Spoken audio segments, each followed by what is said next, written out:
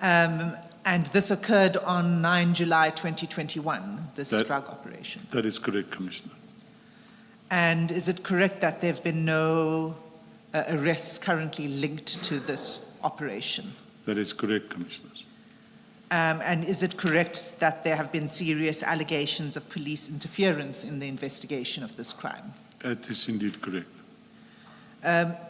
Thank you.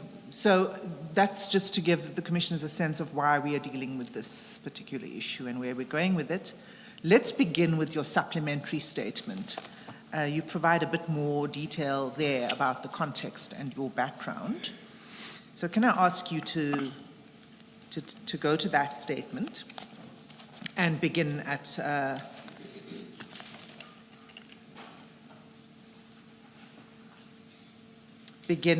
paragraph 5.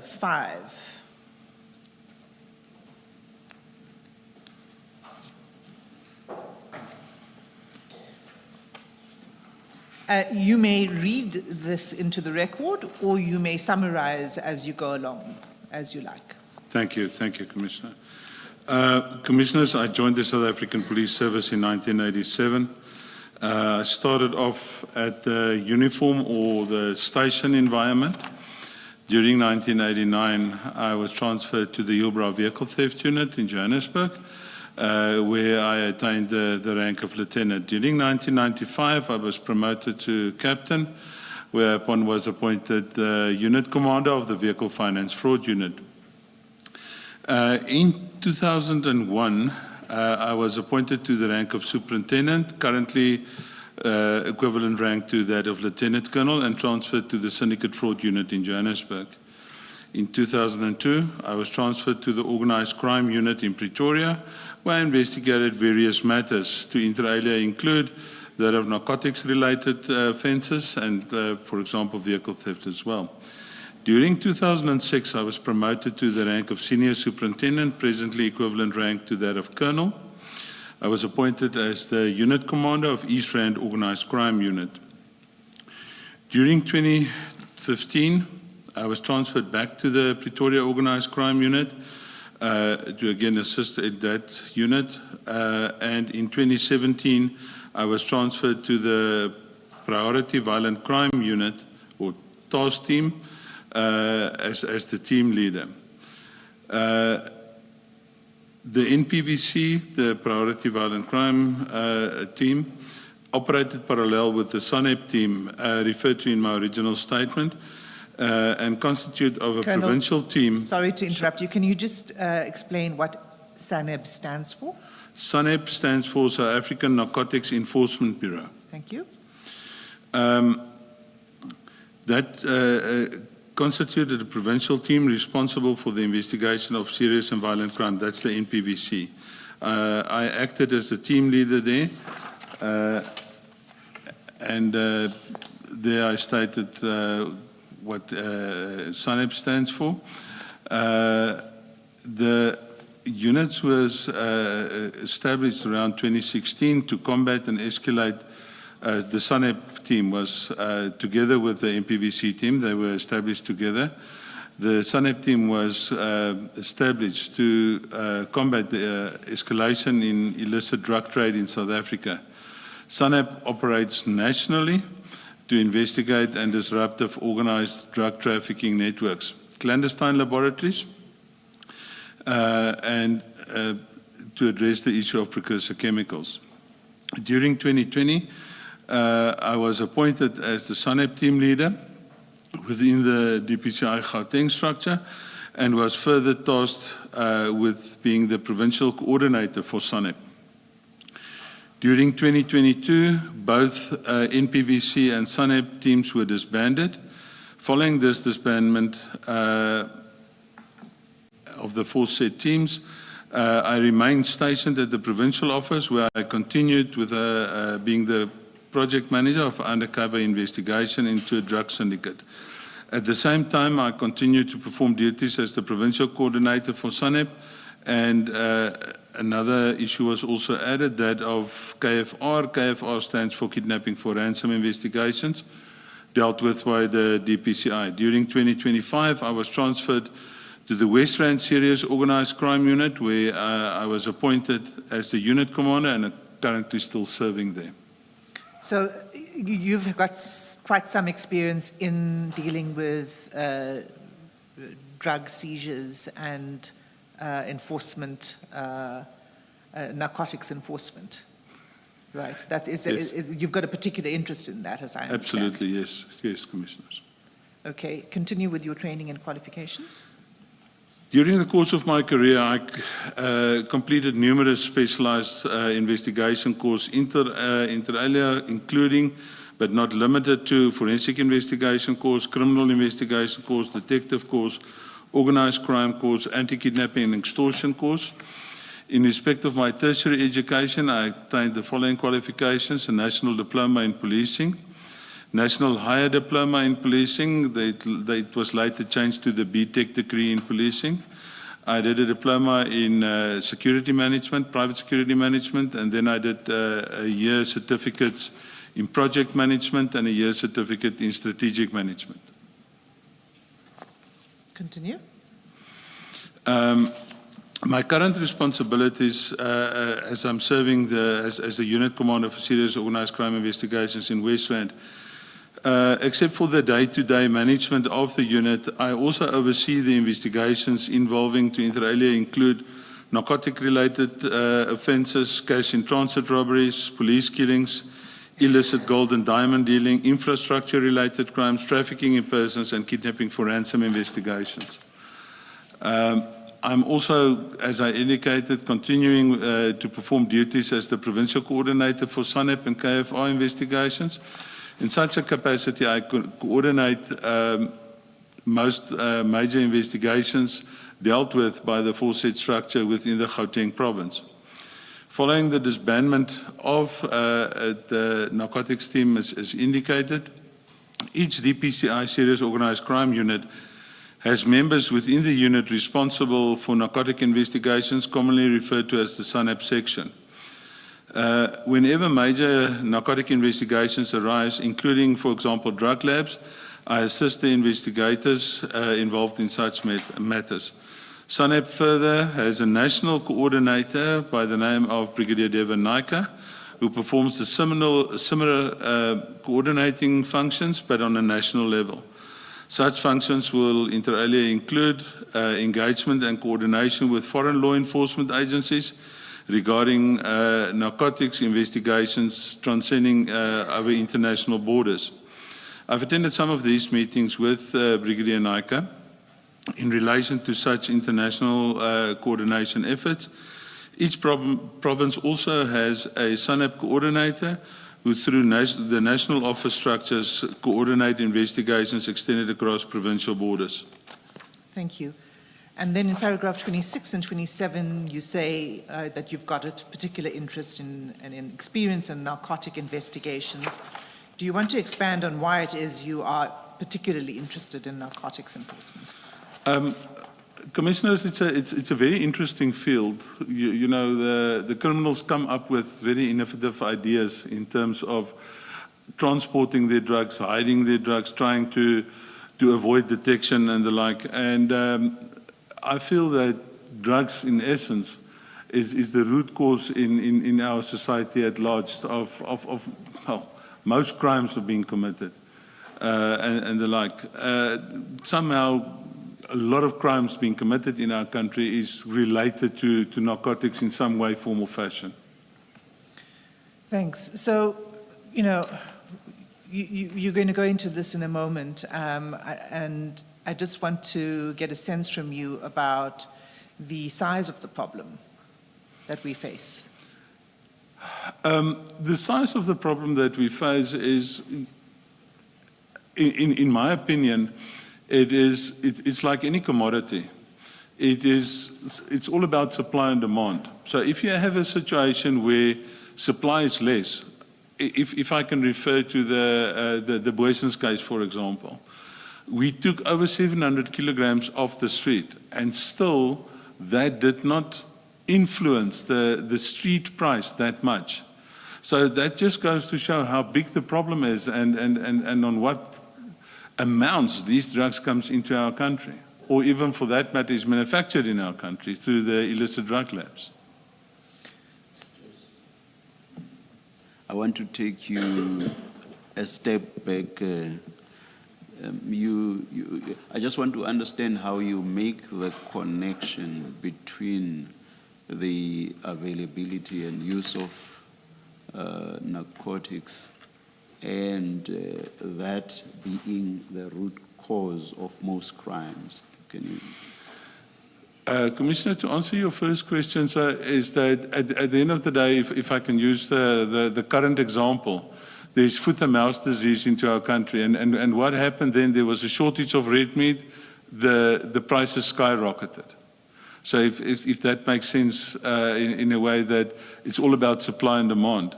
So even if we remove a large contingent of supply, there was still enough to feed the market in the sense that the price didn't escalate that much. I hope that answers your question, sir. But how does that feed into other forms of crime? You said it's the root cause of most crimes. Other forms of crime, Commissioner, people would steal and would rob. I mean, even within families. I sometimes also deal with the social crime prevention individuals at station level, where families are being torn apart because family members that are drug users would steal from their own family to feed their habit. Thank you. Thank you, Commissioner.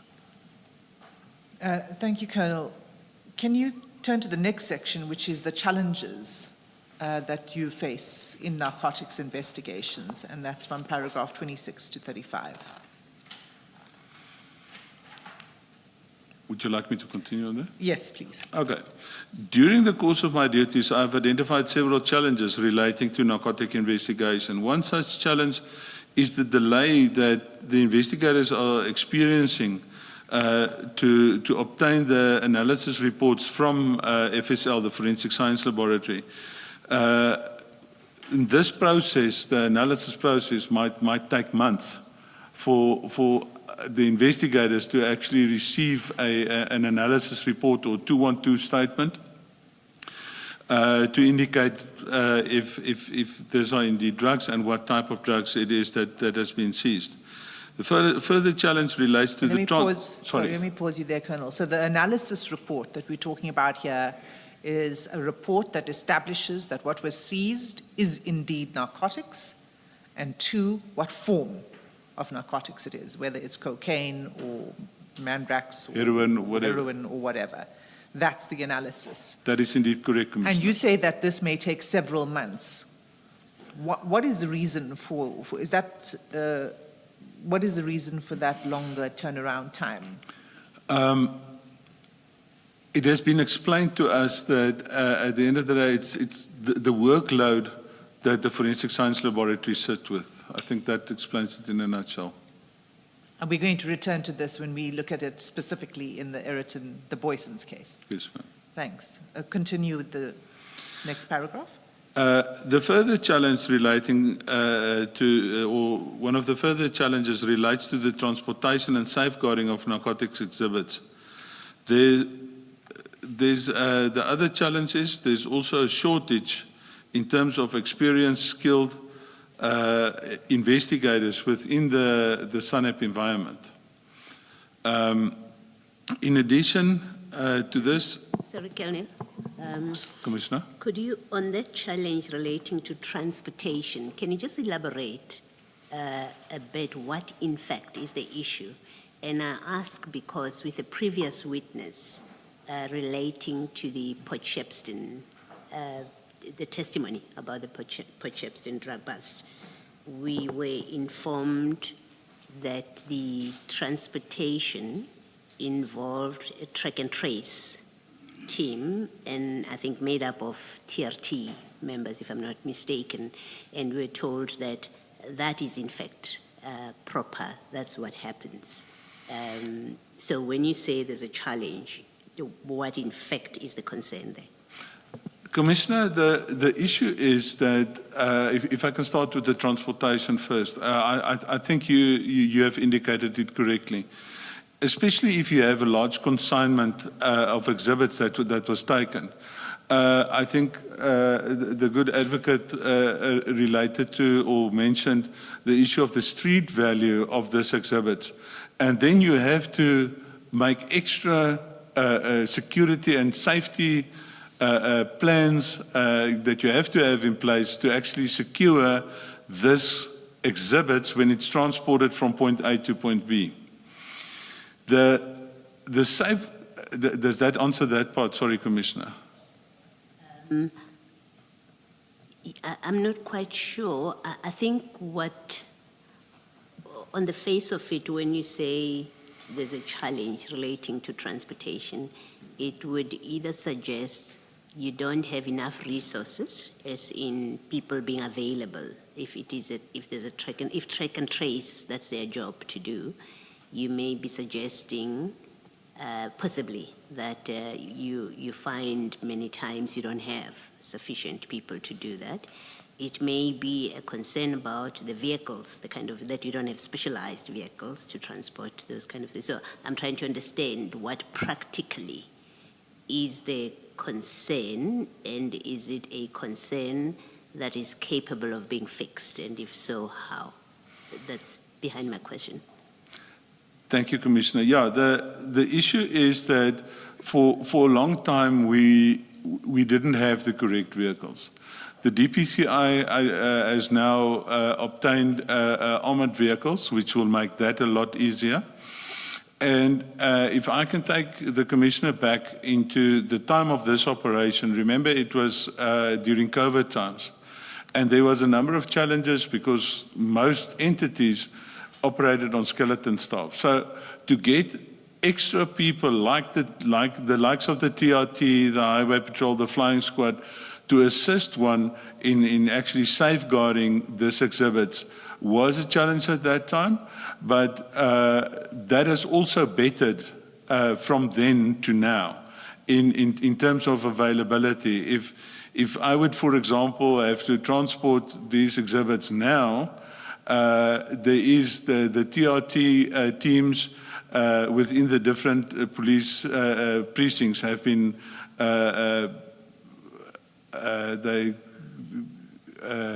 how can I put it?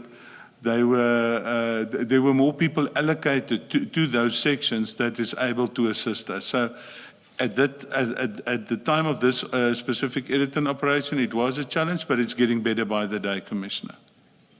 Thank you, Commissioner. The second, or the following challenge is the lack of experience and dedicated prosecutors capable of dealing with sophisticated narcotic prosecutions. The other challenge concerns the poriousness. Colonel, if I can pause you on that, could you just explain what you mean by experienced or dedicated prosecutors? Are you suggesting that there should be a unit within the NPA that's dedicated to narcotics, or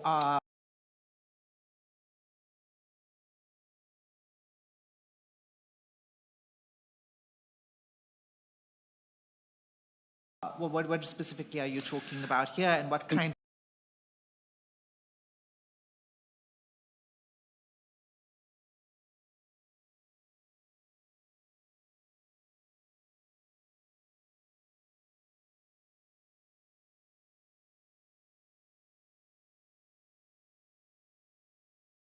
of experience are you saying is lacking?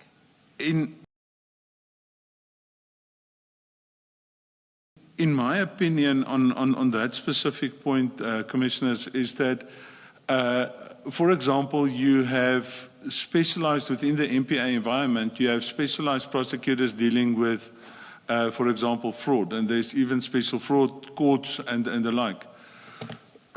Excuse me. So at the end of the day, it would be ideal, and I know we don't live in an ideal world. It would be ideal if one can have prosecutors that actually goes through some of these narcotic training with us, so that they're very much aware of the challenges we sit with.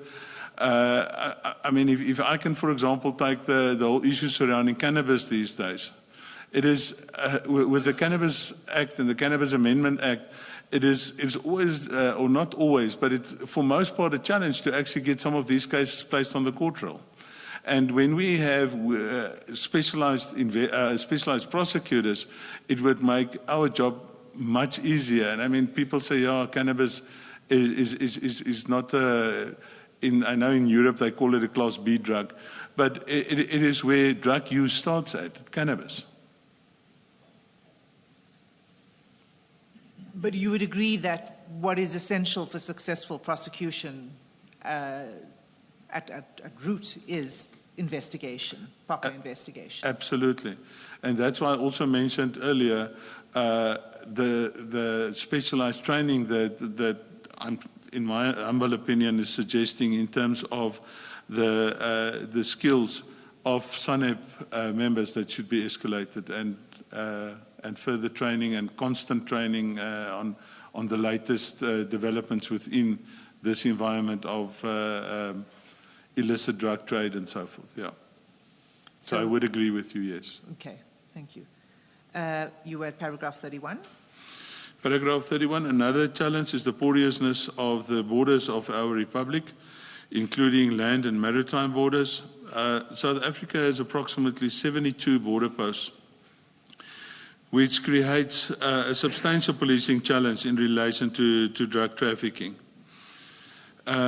We also have a very extensive coastline in the Republic that further facilitates the transfer of drugs, for example, consignments of drugs from larger vessels to smaller vessels.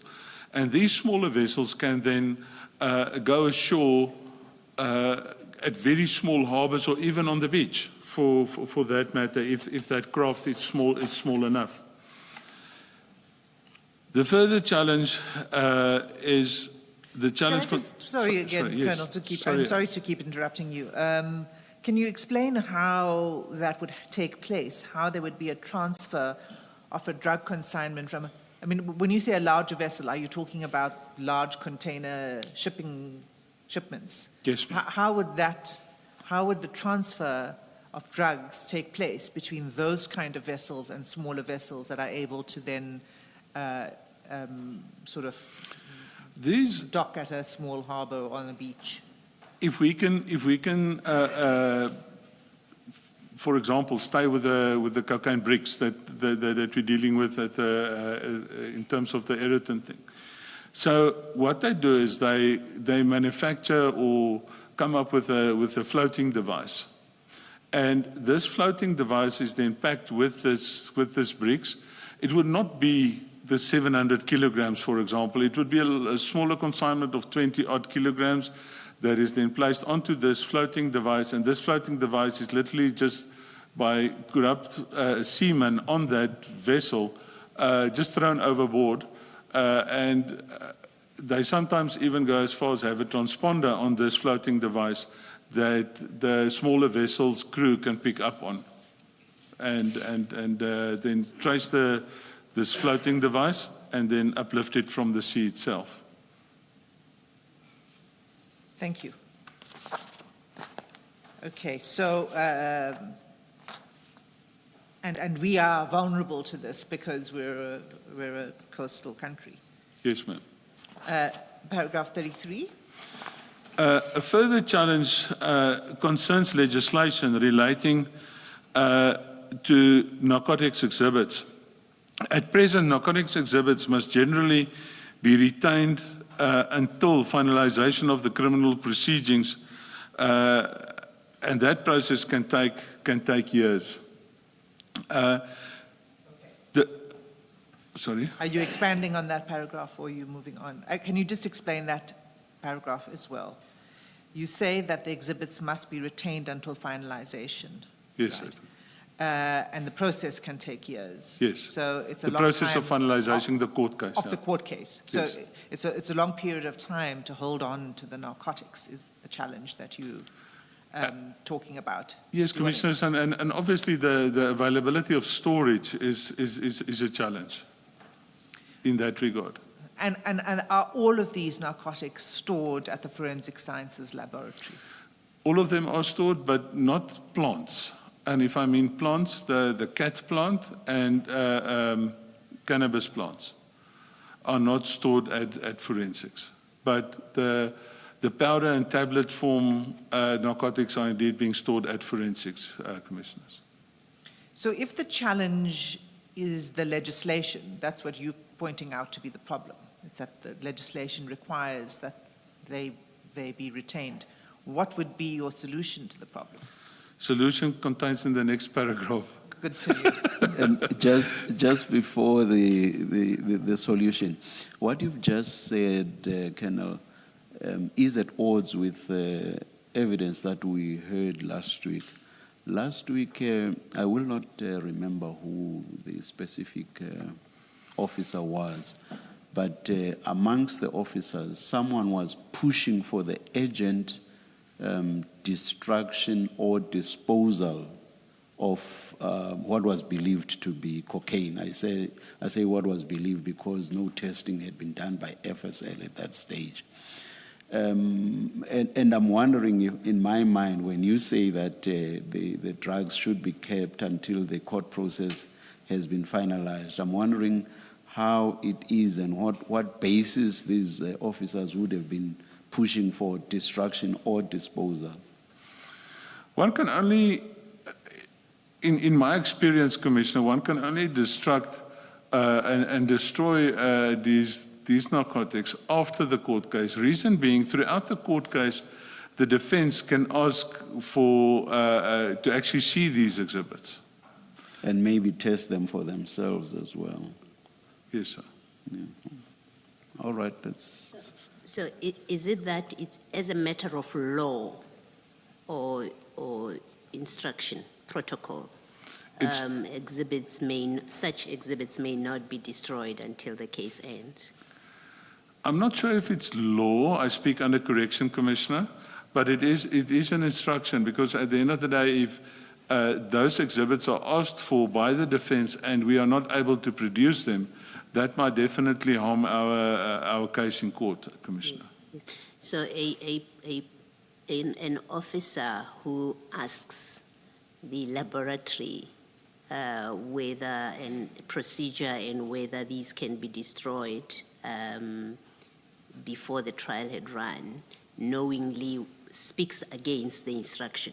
I mean, if there is an instruction. In my opinion, yes, Commissioner. Thank you.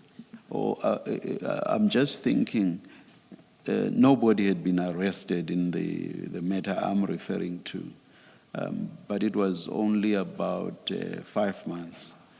Where you do not arrest any suspects, what are the prescripts? When do you give up and when do you then destroy? What's the timeline? I don't think there's a specific timeline, Commissioner. That will depend on the progress within the investigation. If you've done all your due diligence in terms of your investigation and you can really not arrest anyone on that specific case in terms of ownership, if you would, for this narcotics, then an officer can make a destruction order, and the destruction order is then forwarded to FSL for execution of the destruction. Okay. So that's probably what makes the difference between what you say to be the prescript on keeping, yes, and for how long, and what happened here. Thank you very much, Colonel. Thank you, Commissioner. Thank you. So the situation at present is that the instructions are that it must be retained, right? If there's a running court case, yes. Okay. And, okay, so you can continue with what you've picked up in your study of other jurisdictions at paragraph 34. Thank you, Commissioners. In several foreign jurisdictions, to inter alia include most EU countries, the USA, South America, Australasia, there is legislation that permit the retention of representative and samples for evidence purposes and also for the analysis of these exhibits. and then the rest of the consignment is then destroyed. So a smaller number of the exhibits is then kept, which would make the storage thereof much easier. And I would love to see such legislation in South Africa. Thank you. The next section. Before you do that, Colonel, you haven't listed as a challenge the detection part of drugs, whether clandestine laboratories or these ones that come in from outside. Is it because you satisfied that there is sufficient capacity and ability, both the tools and the human capability within the police, and there's no identifiable areas for improvements?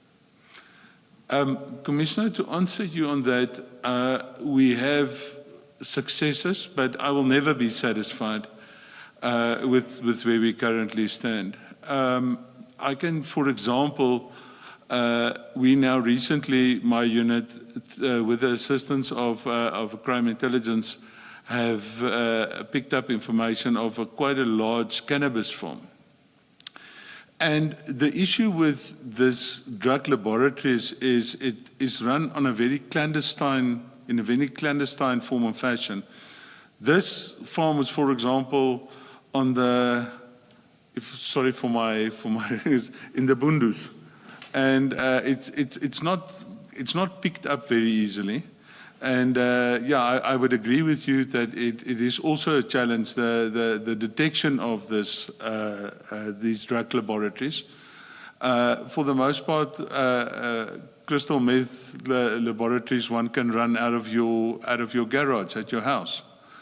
And yeah, we've picked up some of those as well. So yeah, the detection, you're quite right, Commissioner. That would also be a challenge, the proper detection of this. And if you say that I'm satisfied, am I satisfied? I'll never be satisfied until we root all of this out, Commissioner. So it is indeed a challenge. You're quite right, Commissioner. Thank you. I think, Colonel, and this is why the next section becomes important, because, and it's related to Commissioner Baloy's question, because part of the detection is linked to the investigations, right? And so it's not just about investigative capacity. It's about whether the investigators actually become complicit and part of the crime itself, which I understand to be one of the challenge, in fact, that is why we are here today to talk about this case. Am I correct to describe it in that way? Unfortunately, that's indeed correct, Commissioners. So this next section on the rip-on, rip-off method, which the Commissioners have also heard a little bit about from, I think, Major General Flynn, is a method that was used in the case that we're going to be dealing with, the Eriton case. That's correct, Commissioner. And is it correct that that method works only if there is infiltration by law enforcement? Unfortunately so. Can you describe now, from paragraph 36, that method? Excuse me. It is our understanding that narcotics are frequently concealed in so-called legitimate cargo consignments. This concealment takes place in the country of origin where these containers are packed. That is where the so-called rip-on part of this modus operandi comes to the fore, where drugs are concealed. The Eriton case, for example, it was a container containing body parts for Scania trucks. Scania doesn't have a manufacturing plant in South Africa, but an assembly plant in South Africa. And because of the issue that these containers move a lot at sea, there's a space left between the door of the container and the body parts itself. And that cavity is a meter, just over a meter wide. And then we are of the opinion and of the belief, based on what we have picked up and also discussed with colleagues, as I indicated earlier, from other foreign law enforcement agencies, is that when that container then is moved from the owner or the person that rents this container towards the port where the container is shipped from, in that process or in that route, that container is diverted, and it happens very quickly. That's why the rip part of the rip-on happens, is mentioned there. Then what happens is that this drug consignment is then placed in that cavity. Duplicate seals are then manufactured, and the container is sealed again, because the seal number of a container must correspond with the shipping manifest of that specific container. That container is then placed on a vessel, and in this irritant case, the vessel left from the port of Santos in Brazil, where the Scania manufacturing plant is in Brazil. So it was transported from this plant to the port of Santos, and from the port of Santos, it came to South Africa, being Durban in KZN. Then, as was indicated, this drug syndicates then have to employ some other person within law enforcement, be that the police, be that customs, SARS, or the like, so that they can try and stop this container from going its normal route, to allow them to do the rip-off, where another set of seals is then again used to seal the container again as soon as they rip off this consignment of drugs, and then the container goes on its merry way to the end user of the legitimate cargo within the container. Could you provide an example of how that would happen at the level of customs and SARS enforcement? I mean, how is it that customs officials would be able to take control undetected? If you're able to just provide an example for us to understand. Commissioners, what happens is that when these containers land in our ports, and a customs or police officer has information or believes that there's something illicit in this container, they put a hold or stop on this container. This container is then moved to a bond yard, where a subsequent inspection takes place of the content of this container. Documentation is then completed. Say, for example, they find nothing, the documentation is completed, and it's sealed with police seals again, documentation with the new seal numbers, also added then to the shipping manifest, and then it goes away. In the case of the illicit side and the criminal element within the law enforcement environment, they would remove, at the bond yard, they would remove by ripping off this drug consignment, they would remove it, and they would seal it again to say, but we found nothing. And they then would distribute it to the drug syndicates for further distribution. Advocate Hassan, can I just ask a general question? Good morning, Colonel Stein. Morning, Commissioner. What happens when containers get to a port of destination in South Africa? Are they all searched, or do you do a random sampling, or do you only search those where you have received, let's say, a tip-off that there might be something illicit in that container? What happens, what's the procedure when, say, containers from Brazil, 50 of them, from Mexico, 50 of them, land at a port in Durban? Good Commissioner, the Port of Durban, and as I indicated, we have a number of ports. The Port of Durban, on an average day, that time when we had a look at it, deal with, I think, about 4,000 to 4,500 containers a day. So it would make it a task that is not humanly possible to literally check every container. I know that years ago, there used to be scanning devices, for lack of a better explanation. It was huge X-ray machines that can scan these containers. But I'm not sure. I don't think those are in operation any longer. So we don't search all the containers. We only search those where you have information that there might be something in it. Indeed, Commissioner. Thank you. Thank you, Colonel. So that concludes, I think, your section then up to paragraph 40. And the important point there that you make at the end is the involvement of corrupt officials that make it possible for the drugs to then enter the market. Yeah, Commissioners, in my humble opinion, I do not think these syndicates would be able to deal with the rip-on, rip-off method if corrupt officials are not involved. Your next section deals with the Scania consignment investigation, and this is not Eriton.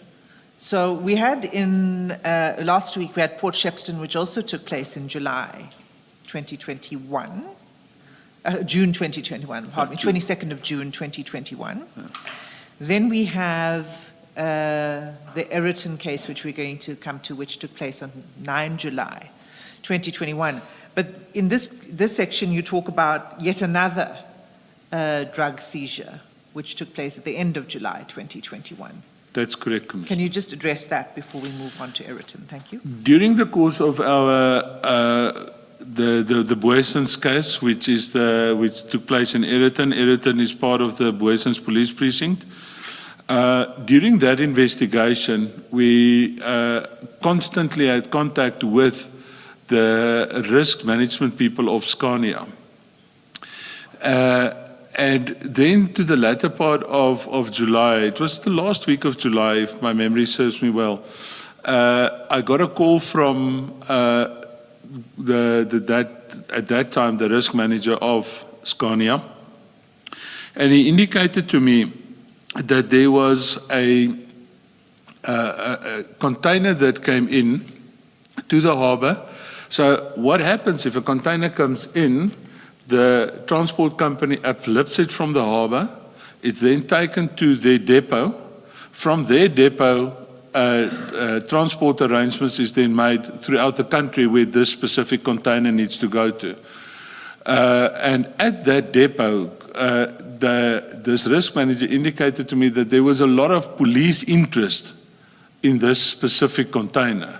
Because the container, I think it's got a 17-digit unique number, every container in the world. I think it's 17 digits. I'm speaking under correction, but it's got a unique identification number. And this specific container, there was a lot of law enforcement interest around this container. And he then requested, because of the issue of the 9th of July, he then requested that can the DPCI not get involved in this, to come to this, this yard of the transporter to actually deal with the matter so that there's no other law enforcement involvement into this container. Can I continue with? Why DPCI and not other law enforcement? What was the concern? I think, my opinion is that Scania was happy with the way that we dealt with the Boessens, the Eriton case. And there was sort of a trust built between the Scania risk management people and the DPCI. So hence the call from their side and assistance requested specifically from the DPCI. And that was 1 ton of cocaine in that shipment? Yes, if I can just, would you like me to just continue with that? If that's easier, sure. Thank you, Advocate. What happened then was that as I mentioned earlier, I worked through Brigadier Naika, our national coordinator. And in that way, I connected, because I was up here, and because the threat, if I can call it that, threat in inverted commas, was imminent down in KZN, I had to make contact with my colleagues in KZN who was actually on or very close to the scene at that stage. So through Brigadier Naika, I got hold of the SANEP coordinators that side and the SANEP team that side, and I linked them and the risk managers of the Scania people, I linked them together, I linked them up with one another. As things would happen, Brigadier Naika was also on an unrelated matter, also down in KZN, and he promised that he would go to the scene himself. And it was similar to the Scania one. It was also body parts. And in that cavity between the parts and the door of the container, they uncovered 999 kilograms of cocaine bricks. That was reported then to me later. And yes, so it's indeed correct. It's basically a ton that they did uncover there, commissioners. And did these also originate in Brazil? Same port, yeah. Yeah, they informed me it was also from the port of Santos in Brazil. And what happened to that ton of cocaine and that investigation? Where is it at the moment? I'm not sure what happened to the investigation per se, but that cocaine, through the intervention of Brigadier Naika, he's at our DPCI head office. Through his intervention, the cocaine was the very next morning brought up to Forensic Science Laboratory here in Pretoria. But I'm not sure where that investigation ended up and what was the outcome. But the drugs are at the FSL? That's correct, commissioners. Is SANEP the only narcotics enforcement team across the whole of law enforcement? Commissioner, no. There is, I cannot talk for other provinces, but Gauteng also has a provincial investigation unit. That provincial investigation unit is part of the, if I can call them, SAPS detectives, not DPCI detectives. And they also do indeed deal with narcotic cases. But usually the drug labs itself is the mandate of the DPCI. And usually when there's major drug busts, the DPCI will in some way, form or fashion also be involved in that investigation. But I think now recently you would have heard over the news that there was a big drug bust at the airport as well by customs and the like. And I think that the detectives that side was dealing with that specific case. I think there is, just to explain why I asked the question, it is to see whether, is there a reason that you shouldn't have a SANEP kind of, where with every drug bust, that SANEP gets called to the scene? And I asked the question because of what happened with the Port Shepstone seizure, and then later Ayrton, that you have all these, for example, with Ayrton, you've got traffic officers, someone from traffic department who gets involved with that. And it would seem to me on the face of it that if there is a central point to call to the scene before anything is done, an institution such as, a team such as SANEP would be the appropriate body. So you have one central body. Do you have any comment about that? Commissioner, that would be the ideal. Unfortunately, we don't live in the ideal world. That would be the ideal. But as I mentioned during the challenges, you know, the issue of manpower within the SANEP environment can be a challenge if that happens. Because, you know, you get your smaller drug bust at 10 grams here and at 20 grams there. Which will totally overload the SANEP personnel. So, but it would be ideal if one could have enough manpower for one central point. Yes, I would agree with you, Commissioner. Thank you. And I suppose, Colonel, to the Commissioner's question, I can see how it would become overwhelming if it was for every single, but there could be a threshold at which it is appropriate for SANAP to be the coordinating body to respond very expeditiously to the scene, because of the size of the seizure and the consequences if that crime scene is not managed properly. So the alternative would be to have a threshold amount. I don't know what that would be, but would that be a possibility? Commissioners, yes. At the end of the day, you know, when you talk about a big consignment, and specifically something like heroin or cocaine, that is not grown in South Africa, the plant itself is not grown in South Africa, it is a situation where these drug trafficking then happens across international borders. And as soon as that happens, it would be a DPCI matter, yes. Okay, thank you. So the next section now is the Ayrton scene. Can you begin at paragraph 46, and we'll just go through this a little more slowly now. Okay. Thank you, Commissioners. Yeah, what I'm stating in paragraph 46 is based on, firstly, the knowledge that I picked up during my participation in the initial investigation, my interaction with the investigating officer as he was working under my command at that stage. I also, as the team leader for that section or that team, did the docket inspection for the most part at the early stage. It was also based on reports that I read that inter alia included that of General Gerber and that of IPID. So I can explain what happened was that, and if the Commissioner can just bear with me, I cannot recall all these specific names, so I don't know if I'm going to pronounce it correctly.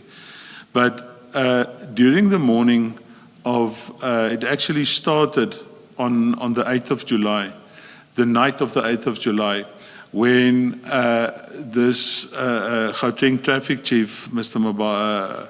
Mashaba, made inquiries at the yard of the transport company.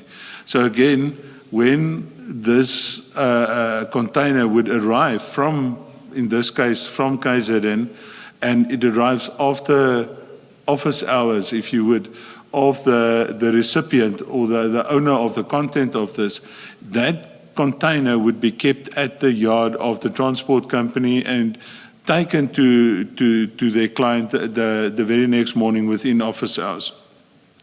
So that container was there that evening, and what then happened was that this traffic official made inquiries about the container, and he was told that they cannot assist him because he didn't have a warrant, of search warrant.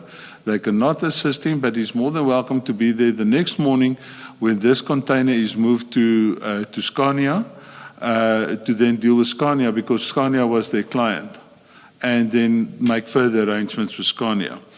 On the 9th of July in the morning, that container was then moved to the premises of Scania. The yard of the transporter was in Rudekop, which is in the east of Johannesburg, and Ayrton is more just to the south of Johannesburg itself, and it was then moved there the morning, and then Mr. Mabasa claimed that he contacted certain police officers. You mean Mashaba. Mr. Mashaba? Sorry, Mashaba. My apologies, Commissioners. He claimed that he contacted certain police officers to assist him. Sorry, Colonel, let me just, before you move to 46.2, 46.1 Yes. refers to Mr. Ngu, who contacted Mr. Mashaba. Now, who is he? If my memory serves me well, he was an informant to Mr. Mashaba. So he's a civilian, Yes, and he's an informant. yes. And do you know, having been involved in the investigations, why he would contact the traffic chief instead of someone more senior in the SAPS or Hawks or SANEB? Commissioners, I wouldn't have an answer why you would do that. Okay, so he gets contacted, Mr. Mashaba gets contacted by a civilian with information about drugs that are on the container. And then you say they then go to the site where the truck is with the container. Correct. And now you go to 46.2, and he says that he contacted Mr. Mashaba, other police officers to assist. That's correct, And Commissioner. when did he contact those police officers? As far as I can recall, he contacted them on the morning of the 9th for assistance. Some of the people that he contacted apparently was not able to assist him, and then he waited at Yellow Jersey. Now, Yellow Jersey is the name of the transport company that transported the container from KZN to Gauteng and then to the end user being Scania. And I also stated here that there was an unsuccessful attempt to search the container. As I indicated, the people at Yellow Jersey indicated to him that he does not have a search warrant, so he must rather deal with the end user being Scania. So Yellow Jersey is the transport logistics company. Correct, And Commissioners. the truck was initially at their premises in Rodekop, you said? Correct, Commissioners. Okay. And he says he contacted an officer, Pokungwana, for assistance. Do you know that member? I do not know that member, Commissioners. Do you know what, which component, which section he works in, or what his responsibilities are? Not the DPCI, but I cannot recall I recall that the one member was part of he was sort of in an administrative post at a police station in the Vaal. That is the one I can remember. The other member was a member of the national. There was a national investigation team at that stage running, and he was part of that investigation team. That is what I can recall. I cannot recall who was where, but I remember those two entities that these people worked at. Okay, so I just want to be a bit more specific about these people. So he first contacted Officer Pokungwana. He couldn't assist, and he referred Mr. Mashaba to Officer Machane. That's right? Yes. That's what I picked up out of the reports, yes. And you say Mr. Machane was initially unable to assist. That's what I picked up from the reports. I was not privileged to that conversation that the two of them had. Okay. But he then did join Mr. Mashaba.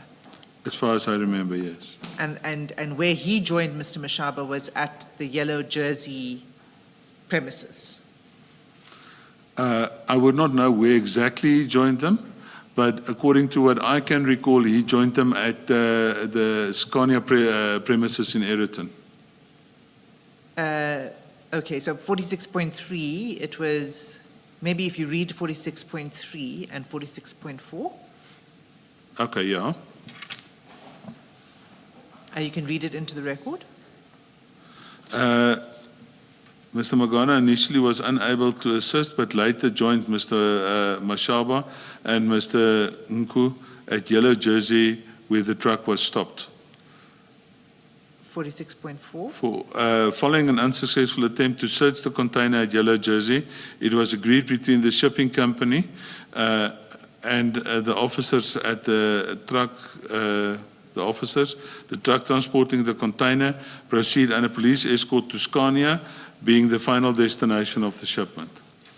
Okay, so the unsuccessful attempt here is what you were describing earlier, was that the Yellow Jersey officials said that it needs to, they prevented them from, because there was no search warrant, prevented them and said, you can deal with it when you get to the end destination, which is Scania. That's what you're indeed talking correct, about. Commissioners.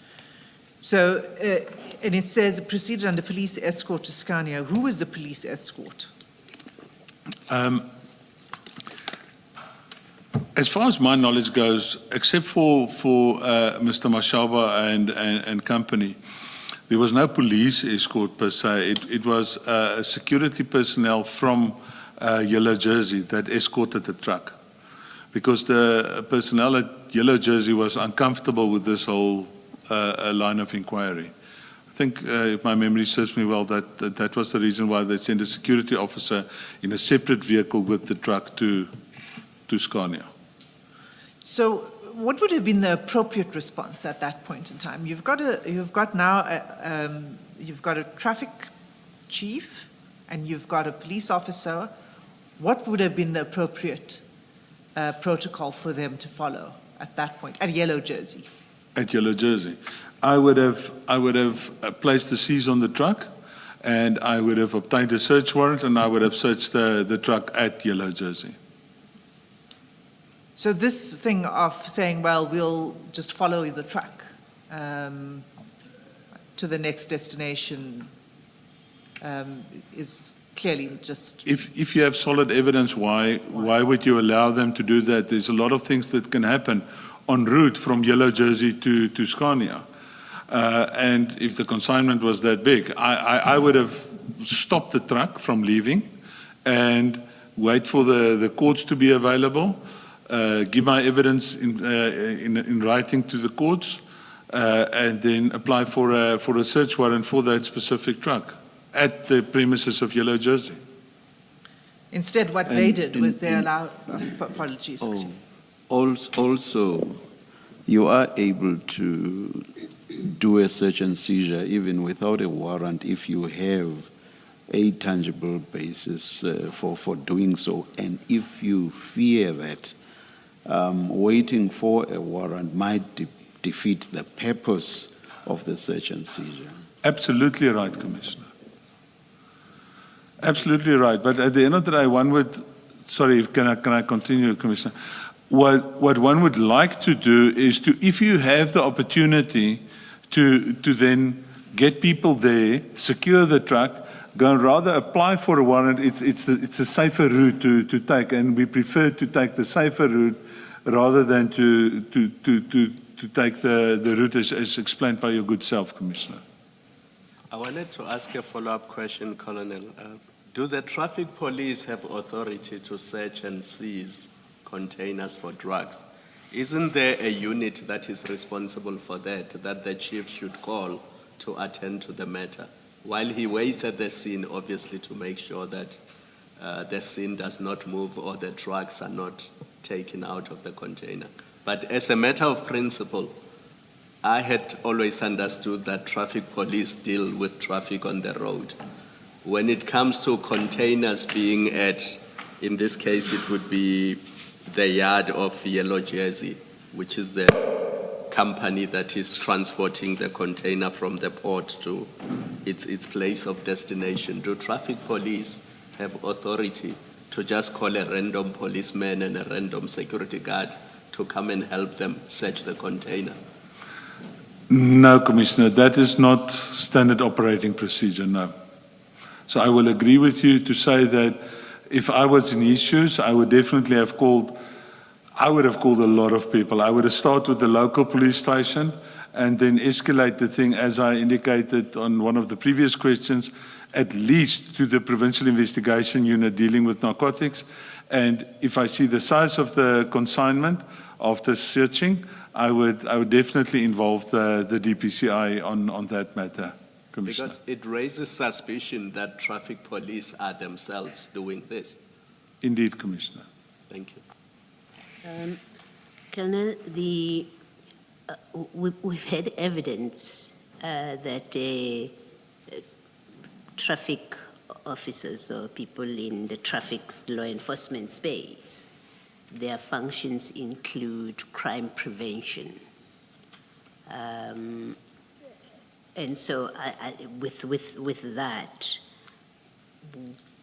the answer that you give, that they don't have authority, if they happen upon a drug consignment, it seems to me we may have to distinguish between what is prudent to do and what they are precluded as a matter of law or for lack of authority from doing. Maybe if we could just clarify that, because we've had quite extensive evidence, which was a subject of debate, but the point of it, or the essence of it being, they are not just about traffic law enforcement, but if a crime happens, then they have a duty to, or they have the power to deal with that. What do you say to that? Commissioner, yes, but I think the same goes for a normal member of the public. If a crime happens in their presence, they can act on it, but they still need to involve the police. If my memory serves me well, a traffic officer also is just allowed to operate in the area that is designated for. In this instance, I would have definitely standard operating procedure would have caused him to actually call especially when he's a senior person, to call the right people to the scene. I mean, even private security companies is also not mandated per se, but their main operation is to assist with crime prevention, but they don't do that on their own. They do that in collaboration with the South African Police Service. Okay. And then a related question. The traffic chief or chief of traffic, such as Mr. Mashaba was or is, are people in that position, and maybe traffic officers in general, but I want to limit it to someone who holds that kind of position, chief of traffic. Do they have the training how to handle a drug situation such as this, where they have information? Ordinarily, the SAPS or the DPCI would do a drug seizure, drug bust. Is someone in that position trained? Does their training include dealing with drug enforcement, such as seizures? Commissioner, I cannot elaborate on the specific training that this chief has undergone, but generally speaking, I'm of the opinion that I don't think so. But again, it's my opinion. I cannot elaborate on the specific training or the history in law enforcement that this specific officer has undergone. But again, if I'm unsure about anything I do, example, I mentioned earlier that I oversee illicit mining, for example. And I'm no specialist on illicit mining. So I would approach someone that's a specialist on illicit mining to say, listen, I have this situation, or I believe that I've got information on such a situation. Can you please come and assist? So I cannot elaborate on his training, but I can just say what I would have done in his shoes, Commissioner. Yes. I guess what I'm trying to get out of you is whether across the different areas of law enforcement, including traffic, is there general training about handling drug scenes? For example, is that training that is given across, or there are specialized teams or units that get training about it? To answer your question, I believe not. Why I'm saying this is that on 2 occasions now, I myself have, on request of personnel from the MEC of Safety and Security Gauteng's office, I have been requested to give sort of in-service training. The first time it was 3 days, the second time it was 2 days, to give in-service training to the traffic officers and even to the traffic wardens. And I know this is also a point of contention in Gauteng, but to give training to them, a very basic a very basic training, because that type of training takes years. Because you have to build up specific experience and the like, but to give them sort of just a sense on what to do. And one of the things I definitely mentioned there is, if you come across a drug lab, for example, or if you come across a large consignment of narcotics where what you believe is narcotics, because you cannot look at narcotics or at powder and say this is definitely narcotics. One of the things I definitely mentioned to them there is that, guys, you need to contact the correct people. Here's the people that you need to talk to, and here's how you deal with it. Rather safeguard the crime scene and get the people with the proper training in. Lastly, and maybe there's a way in which it fits with what you say, lastly, there is no, does it mean therefore that there is no protocol which guides a member on the spot who either comes upon information or comes upon drugs, who they should call next, how they should process that? You earlier on spoke about one of the people that Mr. Mashaba called to the scene is an administrator, if I heard you properly, was someone in an administrative capacity at a police station in the Val, I think you said. We've had cases where someone has called their friend because they say, well, I know that friend is always available, friend in the police still, but say, I know they're always easily available, so they will accompany me to a scene. I think here we also have instances of someone who has called a brother to come to the scene. So does that mean there are no protocols that would guide a police officer, whether traffic or any other person, that when you happen upon this, your next line that you call for reinforcement or for support or assistance in any way is your immediate commander, for example, or it has to be somebody within the jurisdiction or someone within your police station? There's nothing like that. Commissioner, no, but at the end of the day, a senior person like Mr. Mashaba, do I pronounce it correctly? Yeah, would, in my humble opinion, ought to have known that at the end of the day, you cannot call someone that does analysis, crime stats analysis at a police station to come and assist him with major drug information. So there's nothing in writing per se, but if you know that you're going to sit with a major crime scene, you have to follow crime scene management protocols. And then if I have that type of information, I'd love to have someone with me that can actually deal with the correct protocols in terms of crime scene management. Thank you, Commissioner. Thank you, Colonel. Thank you, Commissioner. So what happens here, in fact, is none of that happens. Instead, the civilian employee of Yellow Jersey is able to issue an instruction and say, we're going. Yeah. Come or don't come, but we are going. That's actually what happened. Yes, Commissioner. And so then they arrive at Eriton, which is where the Scania warehouse is. Okay, so 46.5, can you read that paragraph, please, into the record? Upon arrival at Scania, the two officers, Mashaba and Manganye, allegedly opened the container and later claimed the bags containing narcotics fell from within the container, necessitating the bags to be loaded onto Officer Manganye's vehicle. It's an unmarked black van. It was a Nissan Bakkie. Okay, let's just pause here. You say later claimed that bags containing narcotics fell from the container. Were there other witnesses? The bags did actually fall off the container.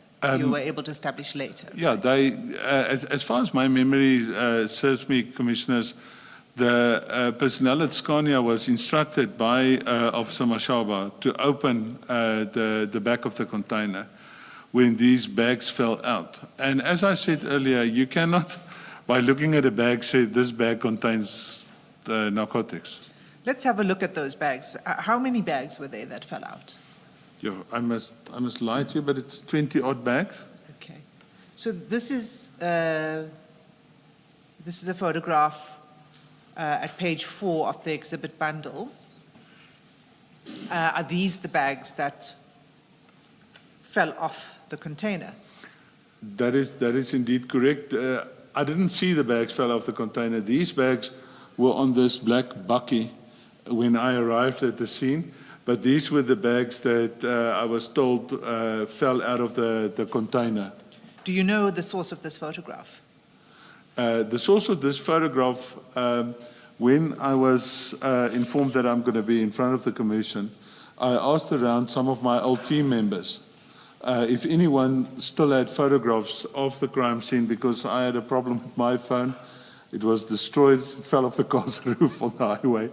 So it was destroyed. So I didn't have photographs anymore. So one of my members, Warrant Officer Morris, actually forwarded the photographs that I submitted to the commission's team.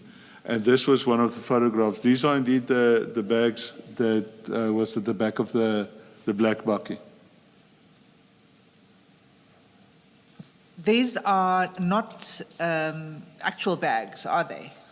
No, Commissioners, these are not actual bags. It's sort of black rubbish bags as we know them, combined with a very broad type sticky tape that these bags are manufactured with. It's not normal bags. Even the handles of these bags are made with that sticky tape and the black bags.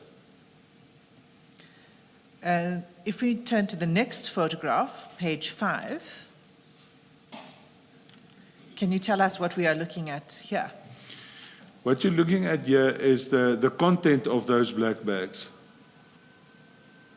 That would typically be what was later established to be a brick of cocaine. So what it looks like, if you can just confirm for me, is that, because this looks like a canvas bag with a zip, is that inside the plastic rubbish bags, basically? That would be correct, Commissioners. I think why they do this, I also asked the question, why they do this is, remember there's a lot of moisture when these bags are at sea. And it's sort of to protect that canvas bag with the wrapping. In the right-hand corner from my side, one can clearly see the black tape that was used to cover those bags. So inside the black canvas bag is this brick that's also wrapped in plastic. That's correct, yes. And that brick has got a picture on it. Yes. And what is that? I think there's a picture of the two types of brick pictures that we got. That is a Red Bull. I think the other photograph, if you would, is maybe I think the next photograph shows the next. So page 6 is just another example of the bricks. Yes. And this is a particular insignia. A particular insignia. That is a Red Bull. And what is the significance of this picture? The significance of this we picked up is that, excuse me, the end users, being the drug syndicate, specific syndicates have specific insignia that they request is put on to their product that is exported into our country for them. The other photograph, on one of the other photographs, you will see there's a black seagull on a white background. I just want So it's for specific parts of the syndicate. Right. Have you seen this particular insignia before, the Red Bull? Variations on the bull, but not the specific one. So a Red Bull, but it's more like, a refined picture of only head of a Red Bull, or a Red Bull standing in the air, or, more than that one, or a more defined picture of a Red Bull and the like. So it's not it can mean that it was for different sections within the syndicate or even a different syndicate that Okay. comes in on the same consignment. So, thank you. The next picture.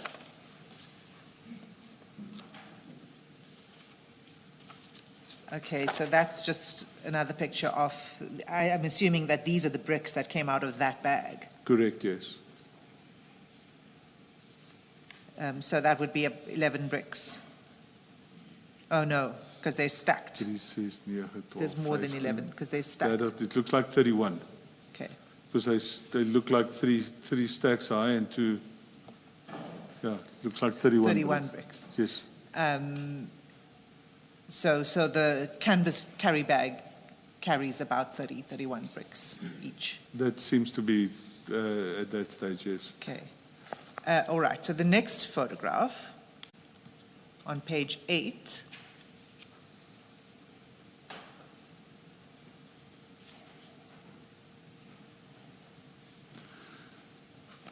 Right, this is what you were referring to earlier. Can you tell us what we're looking at?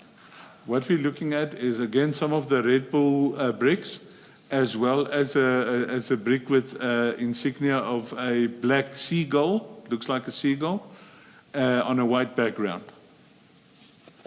Have you seen this insignia before? No, I haven't seen this specific insignia before, no. Okay.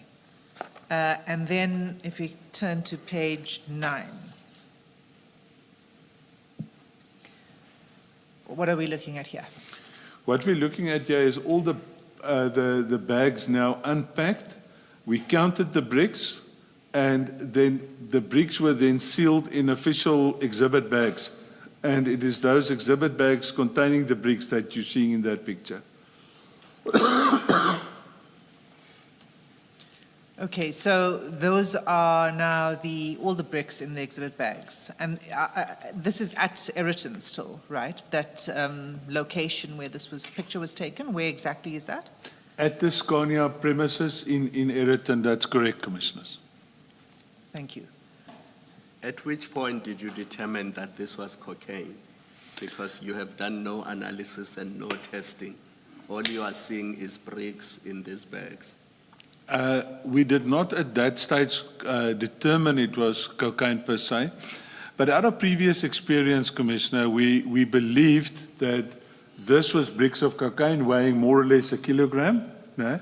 And I put in my statement, although it would be determined by a forensics analysis. But out of experience, there's nothing else that they pack in this form. So the eye test told you that this must be cocaine. Yeah, it's not like I remember when other witnesses, you asked if you do the, the tongue test.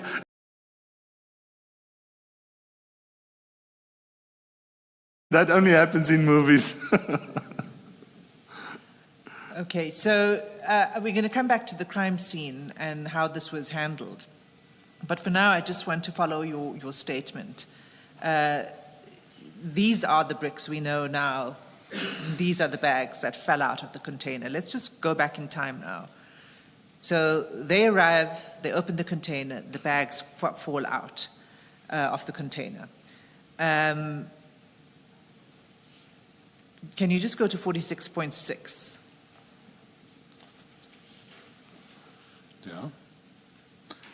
Yeah. 2 officers were then joined by another officer, Pakula.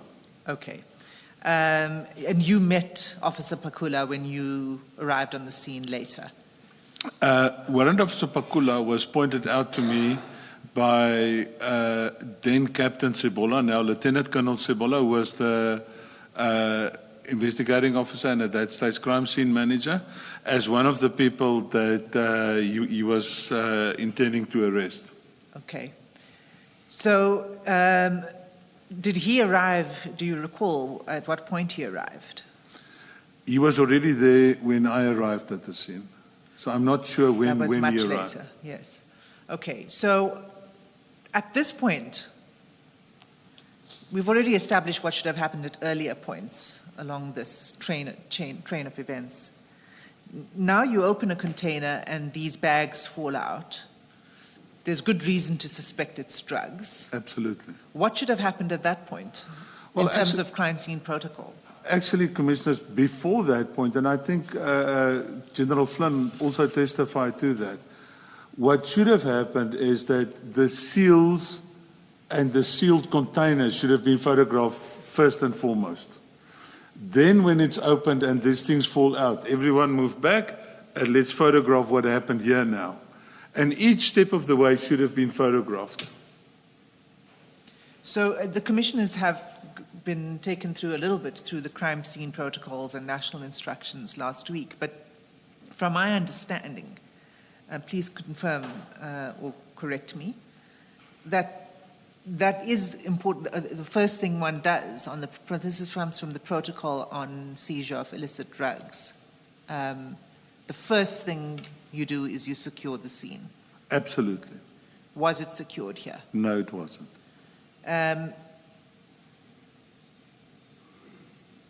Okay, let's just go back to 46.7 as we deal with this crime scene. Can you read paragraph 46.7 into the record? During the time the officers were busy with this, sorry? Before you do that, Sorry, I should have Commissioner. asked this question before you started. What is the purpose of photographing the container while it's still sealed? Can you just explain why you do that? Very plain and simple to show that if there's going to be a court case, to show that that seal is still intact.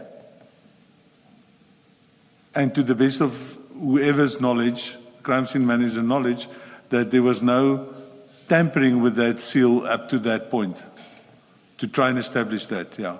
Up to the point when the police now become involved with it. Indeed, correct, Commissioner. Thank you. Thanks, Ms. Hassan. I think at this point, let's take the adjournment and resume at 11:25. Thank you, Chair. Let's adjourn.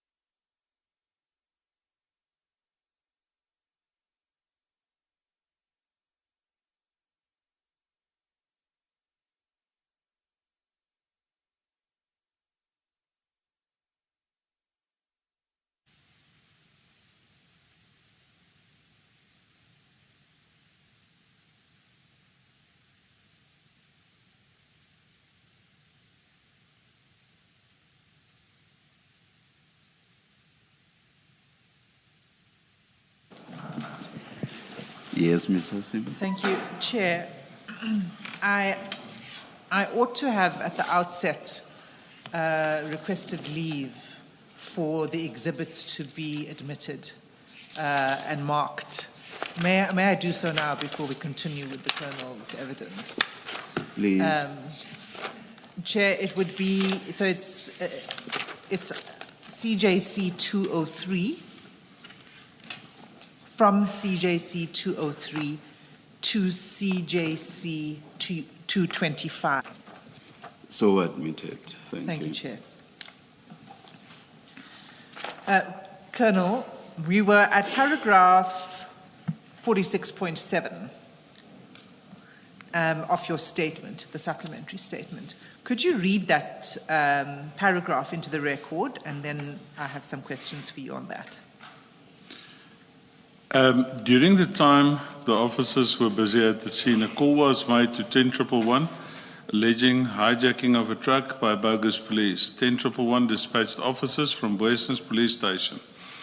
Boysens Police Station approached these officers on the scene, and there seemed to have been a disagreement regarding where the exhibits and the suspects would be taken.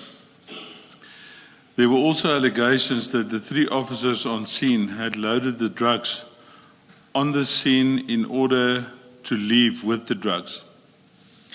Okay, so the allegation here is that the bags that were loaded onto the black bakkie were going to be driven away.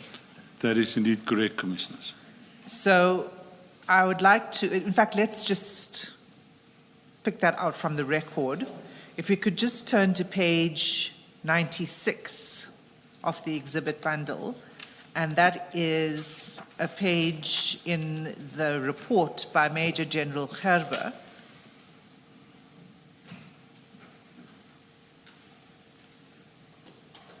And if you look at page 96, right at the bottom, let me know when you're there. I'm there, Commissioner. Okay, so it's the last paragraph on that page. And here he is relating the information he received from Lieutenant Colonel Sebola. And in the last paragraph, if you could just read the last paragraph, please. I was called to the scene by Lieutenant Colonel Ludik. Is it that paragraph? Yes, that's right. He arrived at the scene and found several police vehicles and members. He was introduced to Sergeant Ndau, who was in charge, and handed the scene over to him. The scene was explained, as well as those implicated. He was informed by Sergeant Ndau that the members wanted to leave the scene, and he parked his vehicle in front of the Nissan. He interviewed all the suspects and obtained their explanations. Okay, thank you. So it was Sergeant Ndau who was at the scene when he arrived. It's his evidence that says that the officers on the scene at the time, the first officers on the scene, that would be the traffic chief, Mashaba, and Officer Mahane, and Officer Pakula. Correct, Commissioner. Were allegedly wanting to leave the scene, remove the drugs from the scene in the bakkie. Is that correct? In terms of this report, yes. In terms of what Sergeant Ndau relayed? To Captain Sebola. Yes. Okay, so let's look at the flying squad two-way radio conversation that took place. And you'll find that if we start at page 27,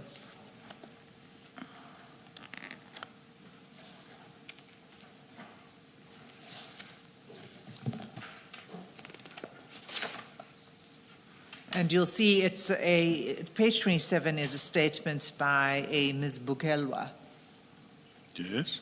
And she provides a report of the interaction that took place with the flying squad members. Pardon me. Yes, Ms. Hassim, together with the page numbers, you should please also reference the exhibit number. like this one is what, CJC 209. Thank you, Chair. Thank you. Yes, this is CJC 209. And the earlier one we just stepped off, what was it? The one at 90, was it 97 or 95? I've forgotten. That was CJC 216. 216, yes. And it was the investigation report by Major General Gerber, Yeah. And Thank the you. page again was? page 96. 90. Thank you very much. Yeah.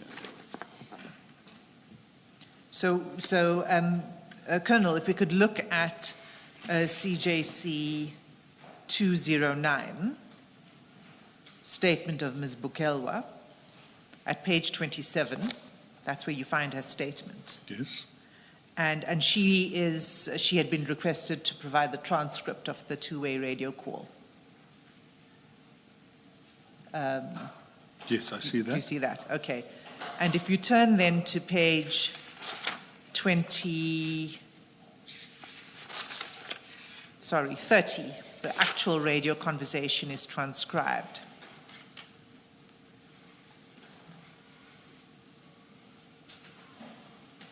And it begins, can you just begin? And this is important because what it does is it starts to give us a timeline on the day of when things began to happen. So here, the radio conversation begins at 8:23 in the morning. Is that correct? According to the record, yes. And if you could just read, so it's marked, the paragraphs, for each exchange is marked 2.1, 2.2, and so on. Can you just begin with 2.1? At 8:23 and 30 seconds a.m., Zulu 1 desk 4 Mike called Bravo Sierra 12 Control. 322. Okay, Zulu so 1 do you know desk who 4M Bravo Sierra called 12 Bravo Control Sierra Control. No, No, I I don't. Okay. So it would have Actually, been I a double believe it one. was If they don't Sergeant heard the and- first time, they will call a second time. Okay. And then 2.3? At 08:23:28, Bravo Sierra 12 said controller, Bravo Sierra 12, good morning. So is now this the response of? He's now responding to their call, yes. Okay. And then at 2.4? That is at 08:23, 33 seconds a.m. Zulu 1, desk 4M, said, Eriton, are you going Eriton? 2.5? At 08:23, 39 seconds, Bravo Sierra 12 said positive control. What does that mean? In other words, it's positive that he is going to Eriton. Answering them, are you going to Eriton in 2.4? Say positive control. In other words, he's going to Eriton. Okay, and 2.6? 2.6 said Nasrek Road next to Shell Garage. You will find Chris, stand by. Okay. You will find Chris from trucking hijacking occurred at the Shell Garage. Contact number Chris 072 132 9663 IR 114 1809. Okay, I mean, it's talking about a hijacking at Shell Garage, is that correct? It seems to look like that, yes. Do you think, does this have to do with the incident we're concerned about, the Eriton incident? I'm not sure, but there was issues, if my memory serves me well, that I think the people at Scania then started phoning the police to say that there might be a truck hijacking because of the people following the truck. So this would have been at the time when they were en route To Eriton. to Eriton. Yes, ma'am. I see. Commissioner, Okay. sorry. So this is taking place at roughly 8:20 in the morning. 8:23, 42 8:23 in the morning. Okay. If you can just then pick it up again at 2.13. 2.13, That would be at 10:13 and 20 seconds AM. Bravo Sierra 12 said, yes, controller. Can they have permission with Bravo Sierra Jock? And do you know what that's about? The Jock is the Joint Operations Center, so they wanted to make a report to Jock, and if one person needs to speak to another, the control center needs to be asked for permission. Okay. So what had happened here was that Sergeant Doe would have called the Joint Operations Center. Per radio, yes. And would that be an appropriate response? If he wanted to make a specific report or explain a situation, that would be the wanted response from him, yes. Okay. 2.15? That would be at 10:13 and 32 seconds. Bravo Sierra 12 said, yes, control. They are calling Jock from that complaint. They are still busy there. They will inform the control when they are done. Can they proceed with Bravo Sierra Jock? Okay. And then there's a series back and forth at 10:13, 11:19, 11:20. As I understand this, it's the controller asking for a report back On as to what's taken place. That's how it looks like to me as well, Commissioners. And it culminates, for our purposes, at 2.30. If you could just read that. 2.30, the time they reach 11:23 and 22 seconds. Bravo Sierra 12 said, yes, Bravo Sierra 12, at that complaint, Eriton, truck hijacking. The truck was not hijacked. The truck was being escorted by police. They suspected that there was something wrong under the truck and that the truck was opened and found drugs inside the truck. The driver will be arrested. There's only one suspect. Okay. Let's just pause there for a moment. That's now at 11:23. So by now the truck has arrived, the drugs have fallen out, and this is the report back. Yes. And according to this sergeant, there's only one suspect. And in addition, he says the driver will be arrested. Would it be right for me to read that as the driver of the truck? That's how it looks to me like, yes. Would the driver of the truck be arrested normally under these circumstances? Not necessarily. One would first have a look at what role he played, if any, in terms of the transportation of these drugs. But I think that report, if I read through the report, seemingly Bravo Sierra 12 had an interview with these people that were following the truck from from Rudekop to Eriton. And that was what they told him, that it's not a truck hijacking, but that they have discovered drugs and that they're going to arrest the driver. They meaning, the deduction I'm making, it would be Traffic Officer Mashaba. The driver of the truck was not arrested, as we came to learn, isn't that so? That's correct, Commissioners. Can you explain why? So you've said that normally the driver would not be arrested. I mean, I'm asking this because you've got a vehicle, you now have established that there's drugs on the vehicle. Maybe the driver shouldn't be arrested, but the driver would be questioned. Definitely questioned, not necessarily arrested. And was the driver questioned? To my knowledge, yes, he was. There should be a statement from him in the docket as well. Okay. So this scene is, now we can say that this started in the morning and it arrived at Eriton roughly, it was around towards 9. This was en route. By 9 o'clock, it was in Eriton.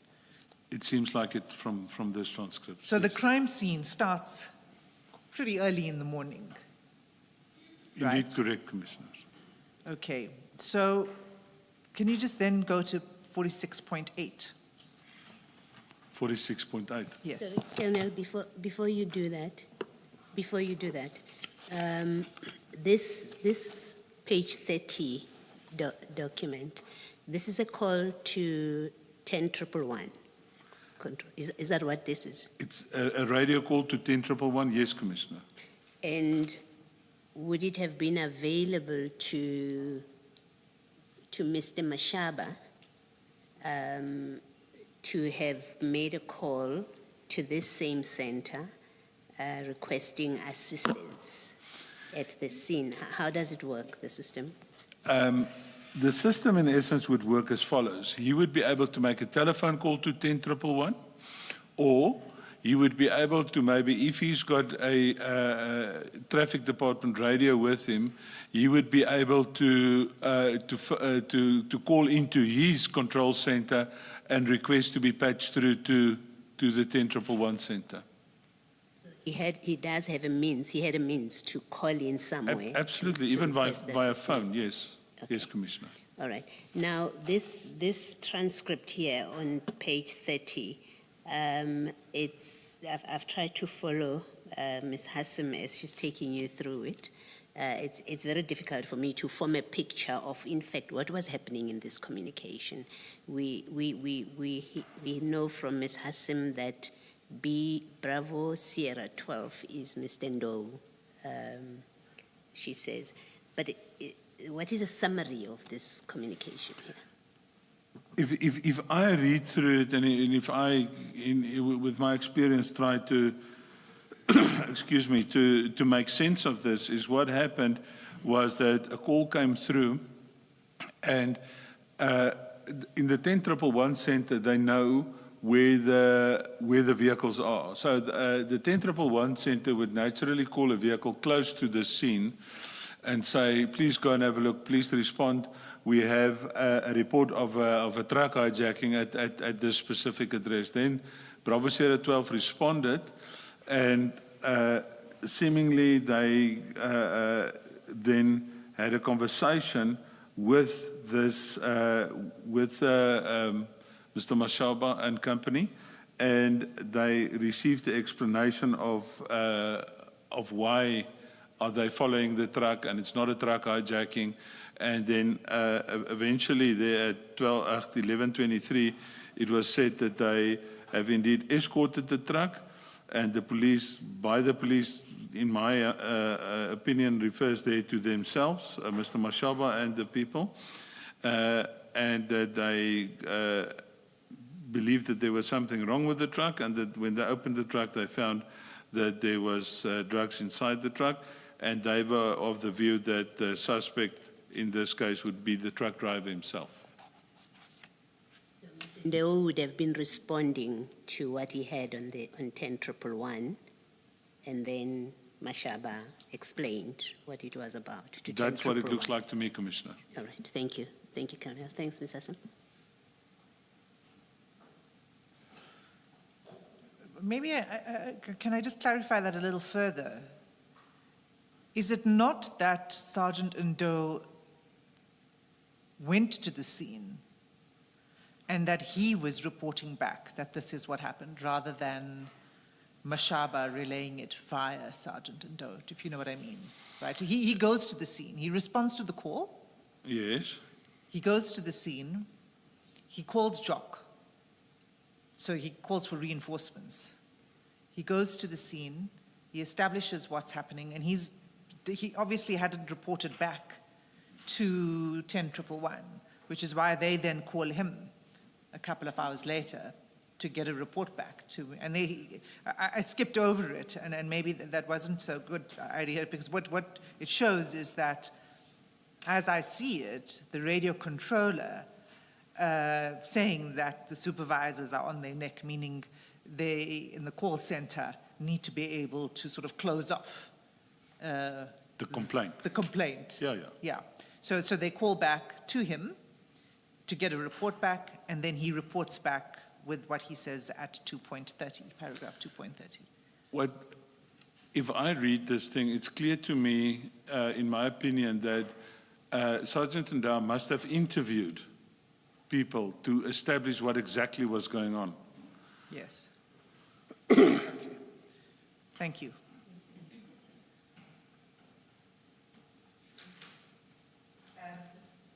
So we know now there are more, because there are officers that have been dispatched to the scene, there are now officers arriving already in the morning.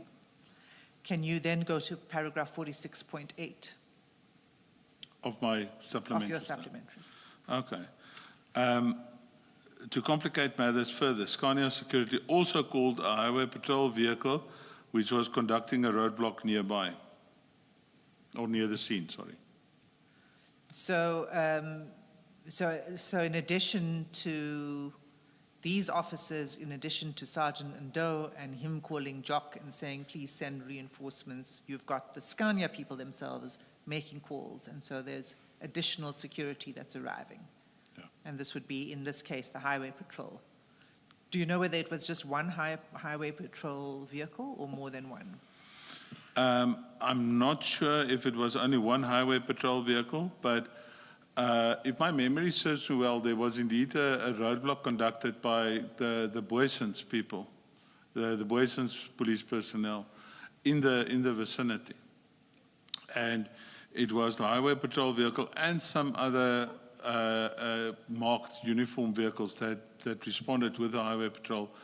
I'm not sure how many, but if my memory serves me well, there was more than one vehicle responding. Okay. And then 46.9? 46.9, more and more law enforcement officers came to the scene, including a K9 unit members. Okay. So the K9 unit arrives, and there is a statement by Sergeant Pakula who says that he called the K9 unit. And that it was his brother's K9 unit that he had called. Am I recalling that correctly? If my memory serves me well, yes, I think that was correct. Okay. So now that we've got a K9 unit on the scene, did they conduct an inspection with the narcotic dog? I'm not sure if they did indeed conduct, because remember at that stage I was still not on scene. But yeah, I was not on scene, so I cannot really comment on if they did an inspection, yes or no. Should they have? It would have been a good idea, Yes. yes. Because that's the point of having a narcotic dog, is to at least at a preliminary level establish whether the crime scene you're dealing with is one involving drugs. Yeah, and search for other drugs that was not maybe the ones that were falling out of the container. Correct. No, I mean, it's possible that there might have been more at the back of the container. Indeed, correct, Commissioners, yeah. Okay, so I just want to know whether you are aware that there are allegations, which I'm sure you're aware of because you've been doing the investigation. There were allegations by several members at the scene that General Khan had prevented the K9 unit from conducting the inspection. I cannot comment on that because, again, I was not there at that stage. I didn't specifically hear that. But, and again, at the time I arrived at the crime scene, General Khan was no longer on the crime scene. Okay. But you confirm that the K9 unit should have been permitted to do an inspection? It's always a good idea, yes, Yeah. Commissioners. Thanks. So then you can now go to 46.10. Later, DPCI members went to the scene, including members that I had instructed to attend to the scene. Pursuant to my conversation with General Katwa, excuse me, as set out in my main affidavit, the scene was contained with many people, in brackets police and civilian, in order in and around the scene. I think you said contained instead of contaminated. The scene was, thank you, Commissioner, I appreciate. The scene was contaminated. There was way too many people at the crime scene, Commissioner, so yeah, it was indeed contaminated. by too many people, police and civilian, in and around the scene.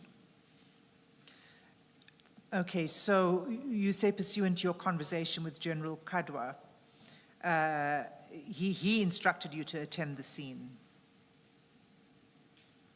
It was General Kadwa who instructed you to attend the scene. Commissioners, that's indeed correct. He phoned me. My original statement also indicated that he phoned me around 11 o'clock to indicate that there was a major drug crime scene that he wanted me and my team to attend to. And as I indicated in my original statement, I was then en route to a meeting in Midrand. I informed him of such, and I then gave my 2IC at the time he was Lieutenant Colonel Ludik. I gave him an instruction to phone the general, get the details, and activate the standby section of the SANEP team at that stage. We'll come back to that. Thank you, to your Commissioner. arrival and the call. I just for now want to establish that it was General Kadwa, and it was General Khan who called General Kadwa to the scene in the first place. I was informed like that by General Kadwa, yes. Okay, thank you. So you say then the scene was contaminated with many people, and you say police and civilians. How is it that civilians would have access to a crime scene? Was it not cordoned off? A very small portion when I arrived, a very small portion of the scene was cordoned off. So the only piece that was cordoned off was the black bakkie standing next to the truck with the container on the back. That was the only portion that was cordoned off. But it is advisable to make quite a substantial cordoning around a scene like that.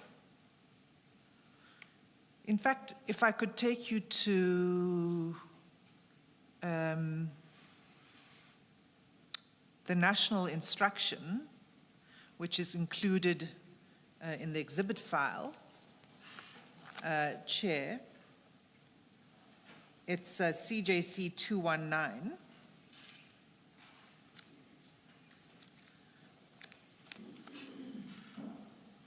And if you could go specifically to page 139.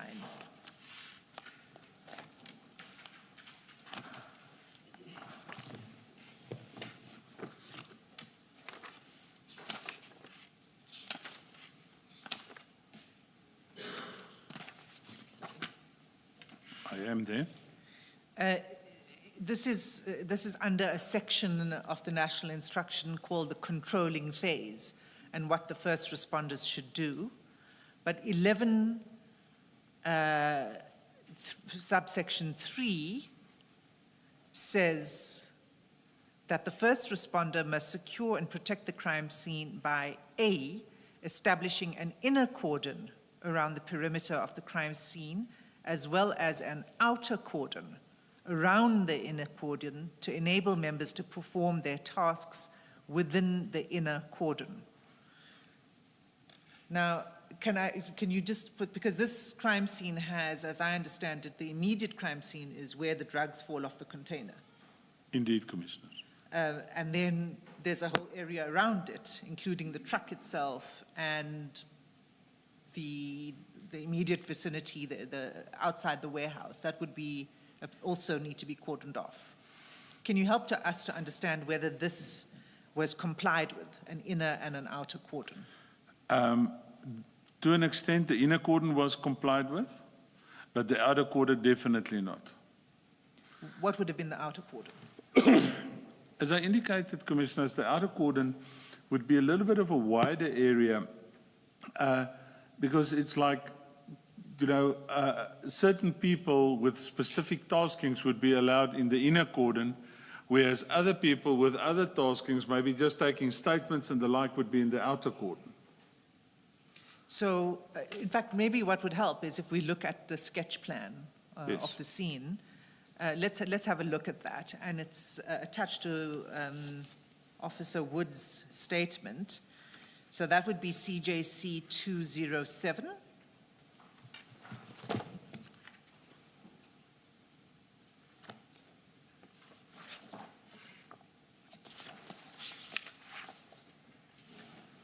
It's at page 21.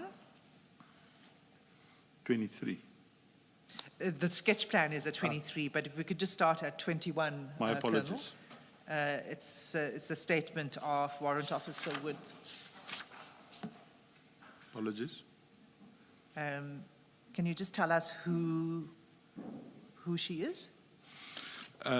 Warrant Officer Wood at that time was the standby member for LCRC, the Local Criminal Record Center, for that specific area.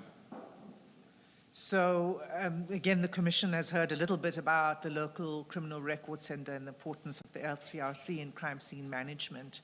So this is an important person to arrive on the scene, right? Absolutely, to assist with photographs and fingerprints and the like. Yes, Commissioners.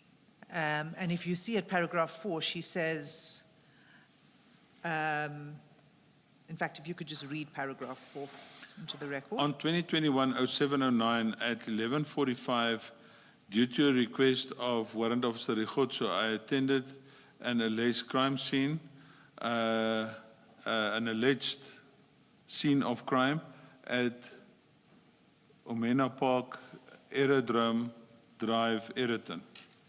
Okay.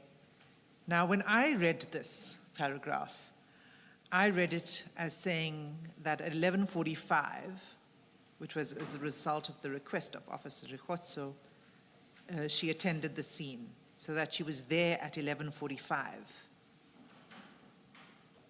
What is your comment on that? My comment, Commissioners, would be as follows. When I arrived at the crime scene, one of the things that the investigating officer, Captain Sebola at that time, Captain, requested me was to find out what the delay was in LCRC's arrival on the scene. And remember, my original statement would indicate that I only arrived at about 1. So I then made a call to their officers, and they said, if my memory serves me well, that this individual was just busy on another scene but is en route. So she wasn't there when you arrived? I did not see her there, and the investigating officer also didn't see her there. And you Because arrived at around 1 o'clock? So, I arrived at about 1, Okay. yes. So this paragraph 4 at 11:45, it's not correct. Maybe she got a call at 11:45. I think that would be more correct, Commissioners, yes. Okay. So then we have the crime scene. Page 22 is the index to the sketch, and then 23 is the sketch itself. So if we have a look at 23.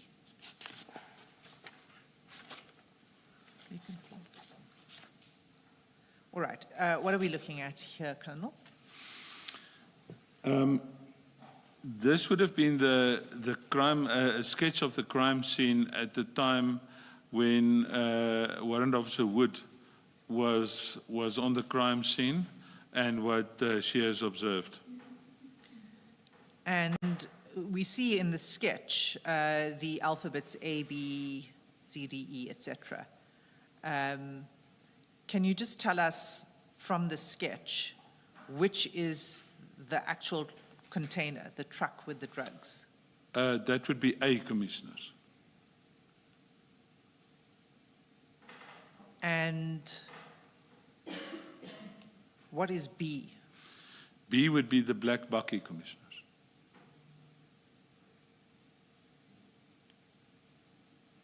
And E?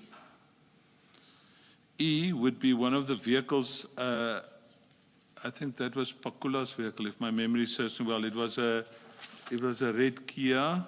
Yes, it was a red Kia. Okay. So that's E is a vehicle of one of the officers. And then if we look a little further down, you see C and D. Those are 2 other vehicles. Yes.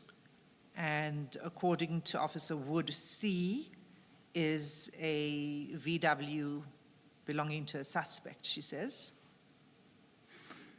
If my memory serves well, Commissioner, C was was a GTI Golf driven by the traffic officer, Mashaba.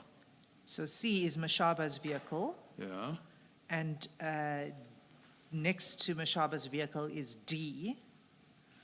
which is a silver BMW. Do you know who that belonged to? Mr. Mashaba's informer. Cannot recall. We spoke about it earlier. What his surname, I think, is Nku. Nku. Yes. So they parked next to each other. How big is this area in the sketch plan? It is quite a big area. That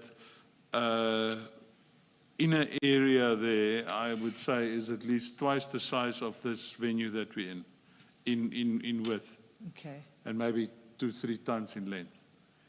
And if you were to describe, based on this sketch plan, where the inner cordon would be, where would that be? The inner cordon would typically be from the container in front of vehicle E, around vehicle A, and there where it's written on the sketch where warehouse 7 starts. Okay. And the outer cordon? The outer cordon would be from the outside of, in my opinion, from the outside of warehouse 7, the top line of warehouse 7 to at least the bottom line of warehouse 4. And then I would also have cordoned off vehicle C and D. Okay, so quite a large area. Yes. And that, you say, was not cordoned off? The outer cordon was The outer not cordoned off on my arrival. Okay. Do you know why it wasn't? Who was in charge of the scene at the time? At the time that I arrived there, I was informed that Captain Sibola was the crime scene manager, and so he was in charge at that time of the crime scene. So, I mean, this is disturbing because when you arrived, it's 1 o'clock. Yes. So many hours have gone by, as we saw from the radio, two-way radio call that started in the morning. This is 1 o'clock when you arrive. That had not taken place. Okay. So read 46.11, please, into the record, and then we'll move. Before you do that, Colonel, in an operation such as this, Sorry, Commissioner, I didn't hear you.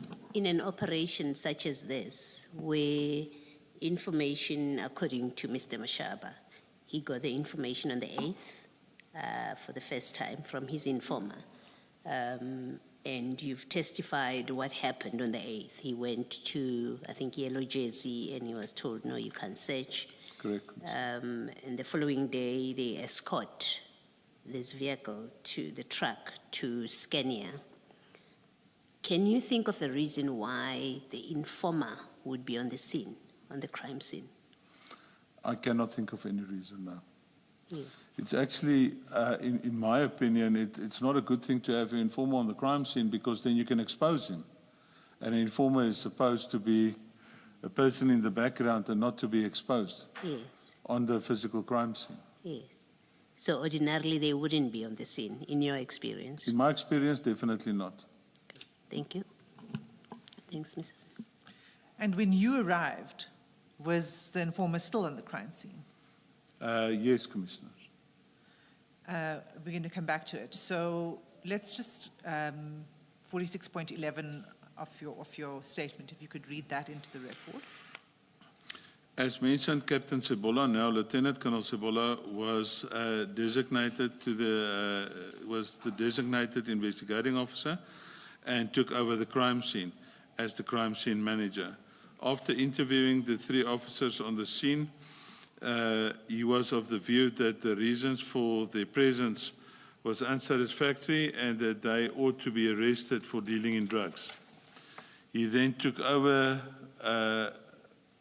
that process while I assisted with the exhibit processes as outlined in my main statement. Okay. So this is the appropriate place now for us to go to your main statement. Can we go to that statement, please? Yes. Because you now deal with your involvement in detail. And I'd like you to go to paragraph 3. I'm there. All right. So can you read paragraph 3 into the record? On Friday, 2021, 0709, at about 1100 hours, I received a call from the provincial head DPCI Gauteng, Major General Kadwa. The general informed me that there was a narcotics crime scene that he needed me and my team to attend to. The scene was at the premises of Scania Trucks in Aeroton, south of Johannesburg. He informed me that a large consignment of drugs was found in the back of a container truck, in brackets, shipping container. Okay, continue. I was at a meeting in Midrand and informed the general as such.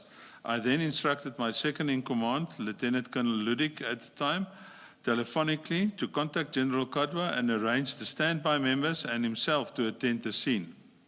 And did he? It was reported to me that he actually drove to the scene with General Kadwa. And did they arrive with standby members? He did arrive with standby members, and I found him and the standby members at the scene when I arrived there at about 1 o'clock. Okay. Continue. Because of the mentioned meeting I was involved in, I arrived at the scene at about 1 o'clock on the same day. I found a large number of police officers on scene, uniform and detectives. Also on scene was members of my team, Brigadier Sekubela.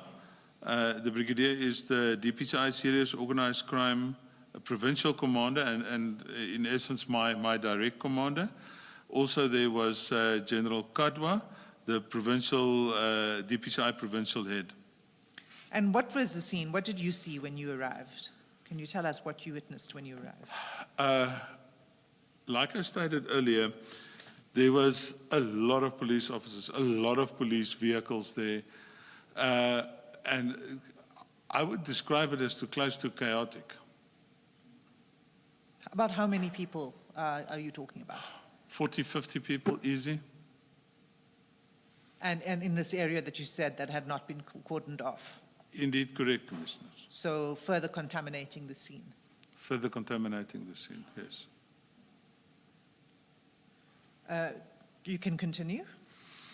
I approached Lieutenant Colonel Ludik, who briefed me on the situation of the scene, and he also indicated to me in my absence he appointed Captain Sebola, now Lieutenant Colonel, as the investigating officer. I approached Captain Sebola as the arrangement is that the investigating officer on scene is the scene manager, and I offered my assistance and help to him. Okay, and let's pause you there for a moment. Why did Lieutenant Colonel Ludik delegate the scene to Captain Sebola? You had given him an instruction to go and attend and manage the scene, right? Indeed. But he was not an investigating officer. He was not the... We sort of make turns on who's the next investigating officer. And this time the coin fell with Captain Sebola at the time. Okay. So he is instructed by Colonel Ludik. In my absence, Colonel Ludik was at that stage my second in command of the team. So he instructed Captain Sebola to be the investigating officer. Okay. And do you know what time they had arrived on the scene? I am not sure, Commissioners. It would probably be in their statements. Okay. So, but certainly by the time you arrive at 1 o'clock, it's chaotic. I can describe it as such, Commissioners. All right. Can you continue with paragraph 7? And we'll take that slowly, but if you could just start reading that into the record. Maybe before you do that, Colonel, how does it work? We know Mr. Mashaba is from traffic, he's chief of traffic, and then he's called his people. In my understanding, all of them are SAPS, not DPCI. And I think elsewhere, either in your statement, you are repeating what someone said, that SAPS Boisons were there. How does it work that this becomes a DPCI scene, as we see with Sebola, when in fact the original finder, if for lack of a better word, the original finder of the drugs is traffic, but there's also SAPS by the time you get your call from General Kadwa. How does that work?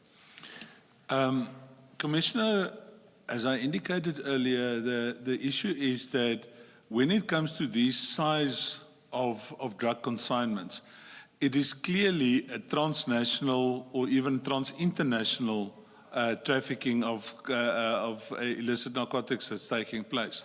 So that's why the DPCI would typically take over such an investigation.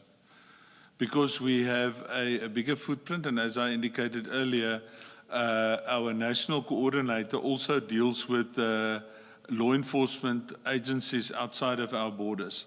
So that's why it would typically be a DPCI matter, Commissioner. And is that a common understanding within law enforcement? Yes, Commissioner. So Chief Mashaba, if he knows anything about drug enforcement, he would have known that this is a DPCI matter and would have contacted DPCI. Does it follow necessarily?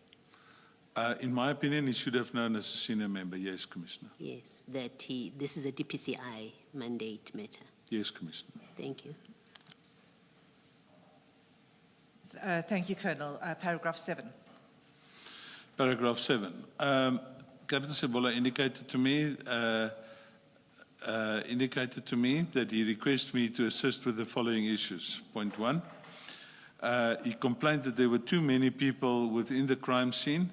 I instructed some of my team members to cordon the immediate area around the vehicles involved, the truck with the container and the vehicles on which the exhibits was loaded onto.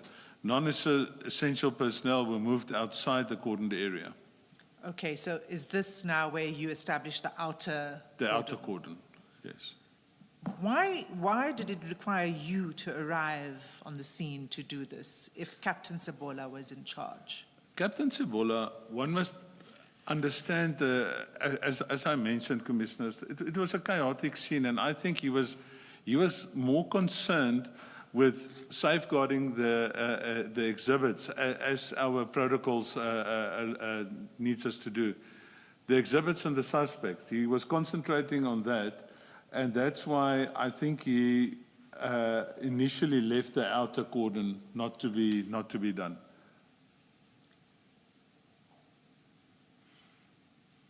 But you accept that the appropriate thing for him to have done was to cordon it off. There were many officers on the scene that could have assisted to do that. Absolutely, it was. But at the end of the day, one should have been on the scene to realize how hectic it actually was. So to a large extent, I understand why he did what he did. Because he was trying to... The scene was seriously compromised and seriously contaminated at that stage already by the number of people on the scene. So in trying to start dealing with that, I think he just, it was an elephant that he needed to attend to, so he started tending to it piece by piece and the like. And I think that's why the outer cordon at that stage was not a priority for him. That's just my opinion based on previous experience with him on crime scenes. It was an overwhelming scene. It was one of the biggest scenes I've ever attended to personally as well. Right. And was General Kadwa still on the scene when you arrived? Yes, he was. And what would have been his responsibility in a scene like this, chaotic, overwhelming? And I'm not making any judgment calls here or anything on Captain Sebola. I'm just saying that this is the reality of the scene. And you have General Kadwa, who is the provincial head. What would have been his responsibility? Generally speaking, General Kadwa would not have involved himself in ground operational issues. So he would have not instructed people to cordon and to do X, Y, and Z. Typically, he would just be in the background and he would be briefed what was going on. Okay, I'm going to come back to that because I do find this interesting, the extent to which there is a lack of control here, right, of the scene. So the first thing is you move in and you cordon off the outside. I instruct the people outer to cordon. cordon off, Yes, to yeah. do an outer cordon, yes. All right. And then paragraph 2? He requested members to assist in taking witness statements. I also tasked members to talk to Captain Sebola for him to indicate whose statements needs to be taken. Okay, so you assisted with tasking members on Yes. Captain Sabola's behalf. All right. Paragraph 3? He indicated to me who the suspects were and requested members to deal with them. I tasked members accordingly. Okay. Now, on this point of the suspects, what were you assisting him to do? When you say you tasked the members accordingly, what were they meant to do with the suspects? Start interviewing the suspects, start taking their warning statements to get a better gist of the crime scene and their role on the crime scene. And that would have been, who were the suspects? Mr. Mashaba, Mr. Ndau, Pakula, and I cannot now remember the fourth one, but there were four suspects, Commissioners. Was it not the informant? That was Nku. That would have been Mr. Nku, Commissioner. I think when you said Ndau, you meant Nku. Yeah, So, sorry, Commissioner. So, Pakula, I just want to also get a bit of clarity on this. And in order to do that, we need to go to the first statement you made on this, not for the Commission, but at the time. And that's your statement of 13 July 2021, which is CJC 203. And it's at page 1 of the bundle. Yes. Colonel, you should have been a doctor in your other life. My handwriting is a challenge. I've heard that so many times. So we're going to need your help here. I did read it, believe it or not, and with some difficulty. So let's just have a look at this statement. And what I would like you to read,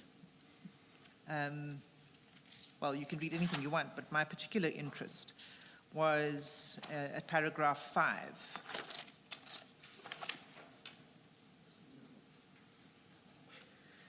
Could you read that into the record for the Commission? I ask, how do you know what's written in paragraph 5? Yeah, Commissioner, sometimes it's even a challenge for myself.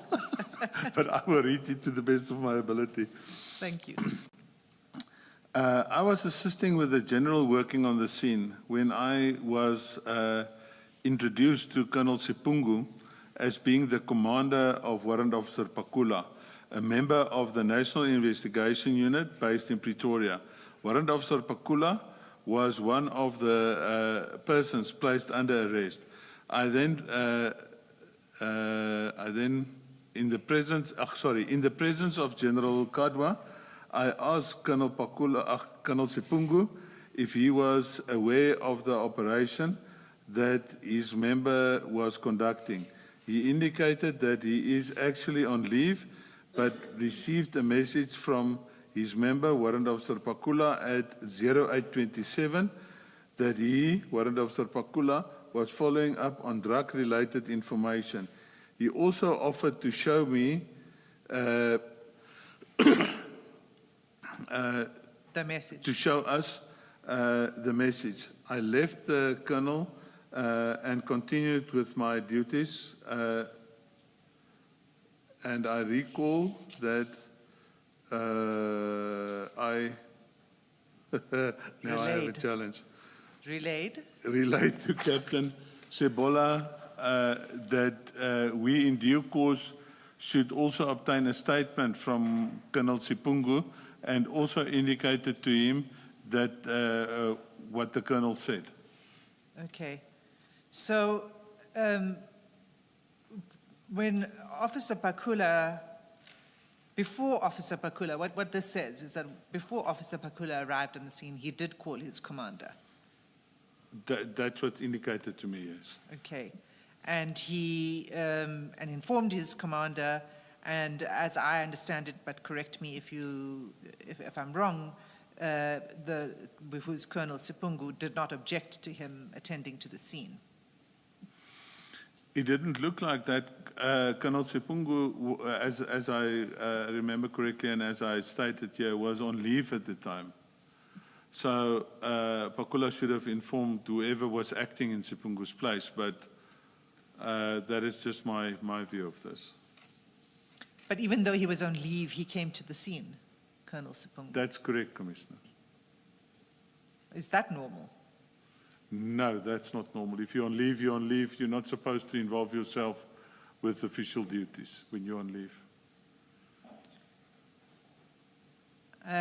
So you then inform Captain Sabola of this conversation, and you say to him, this is what was told to you, and that a statement should be taken from Colonel Sipungu. That is indeed correct, Commissioner. Okay. And do you know whether that statement was taken at the time? I think it was taken later, but I cannot confirm that. Okay. Let's move to paragraph 4. 7.4 of your statement. We're back to your statement. Sorry. Okay. You requested members to deal with the exhibits. I then, and this I remember specifically because there was an issue later. I specifically tasked Captain Norkia and Warrant Officer Morris to deal with the issue of the exhibits, the safeguarding, counting, and general handling of the exhibits. Okay. I want to deal with this exhibits and the counting and in a bit more detail. So I'm going to come back to it. Can you first read in paragraph 5 before I come back to paragraph 4?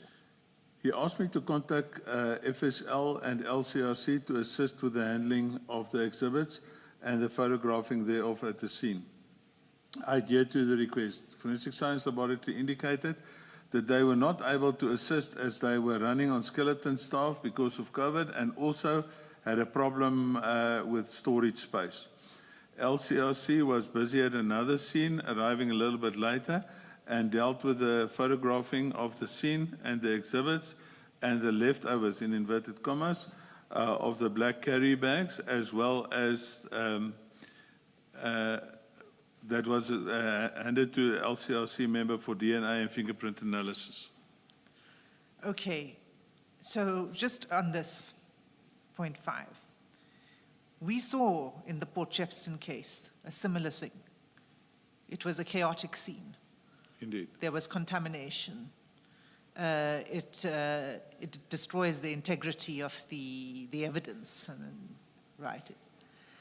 Yes. The second parallel here is, like in Port Shepstone, the lab didn't have storage space to Yes. take the drugs. Yes, Commissioner. What is the problem here? Why does the lab not have sufficient storage space?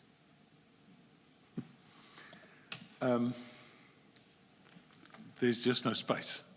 Literally, there's no space. Because of the number of Exhibits that exhibits is being stored there, and it also reverts back to the prior thing that I said in terms of the legislation, where we currently have to keep exhibits for way too long, and one runs out of space. And there aren't that many labs in the area, I suppose. There's in Gauteng. There's one. Excuse me. There's one lab in Pretoria. That's the main forensic lab, and I know there's one in Cape Town. There used to be one in KZN as well, but the one in KZN got damaged. It had serious flood damage. So exhibits at that time were no longer going there. Is that the one in Amanzimtoti? That's correct, Commissioners. So there's just one lab, and that's in Pretoria. And then there's one in Cape Town. In Gauteng, I mean, there's just In one. Gauteng, just the one in In Pretoria. Pretoria East, in Silverton. Yes, Silverton, that's correct, yes. And so you say that they aren't able to assist. So we'll come to then what happens with the exhibits. But the second thing that you say is when you arrived, the LCRC was still not there. At what time did, and the officer, the member, LCRC member we know now is Officer Wood. What time did she arrive? Excuse me, Commissioners. I do not have the specific time that she arrived, but obviously when she arrived, she would have started to take photographs. Let's have a look at the photographs that you provided. Of photographs that I provided Yes. with her taking photographs. Correct. Yes, Commissioners. Let's go to, well, let's start at page 9. We saw these earlier this morning.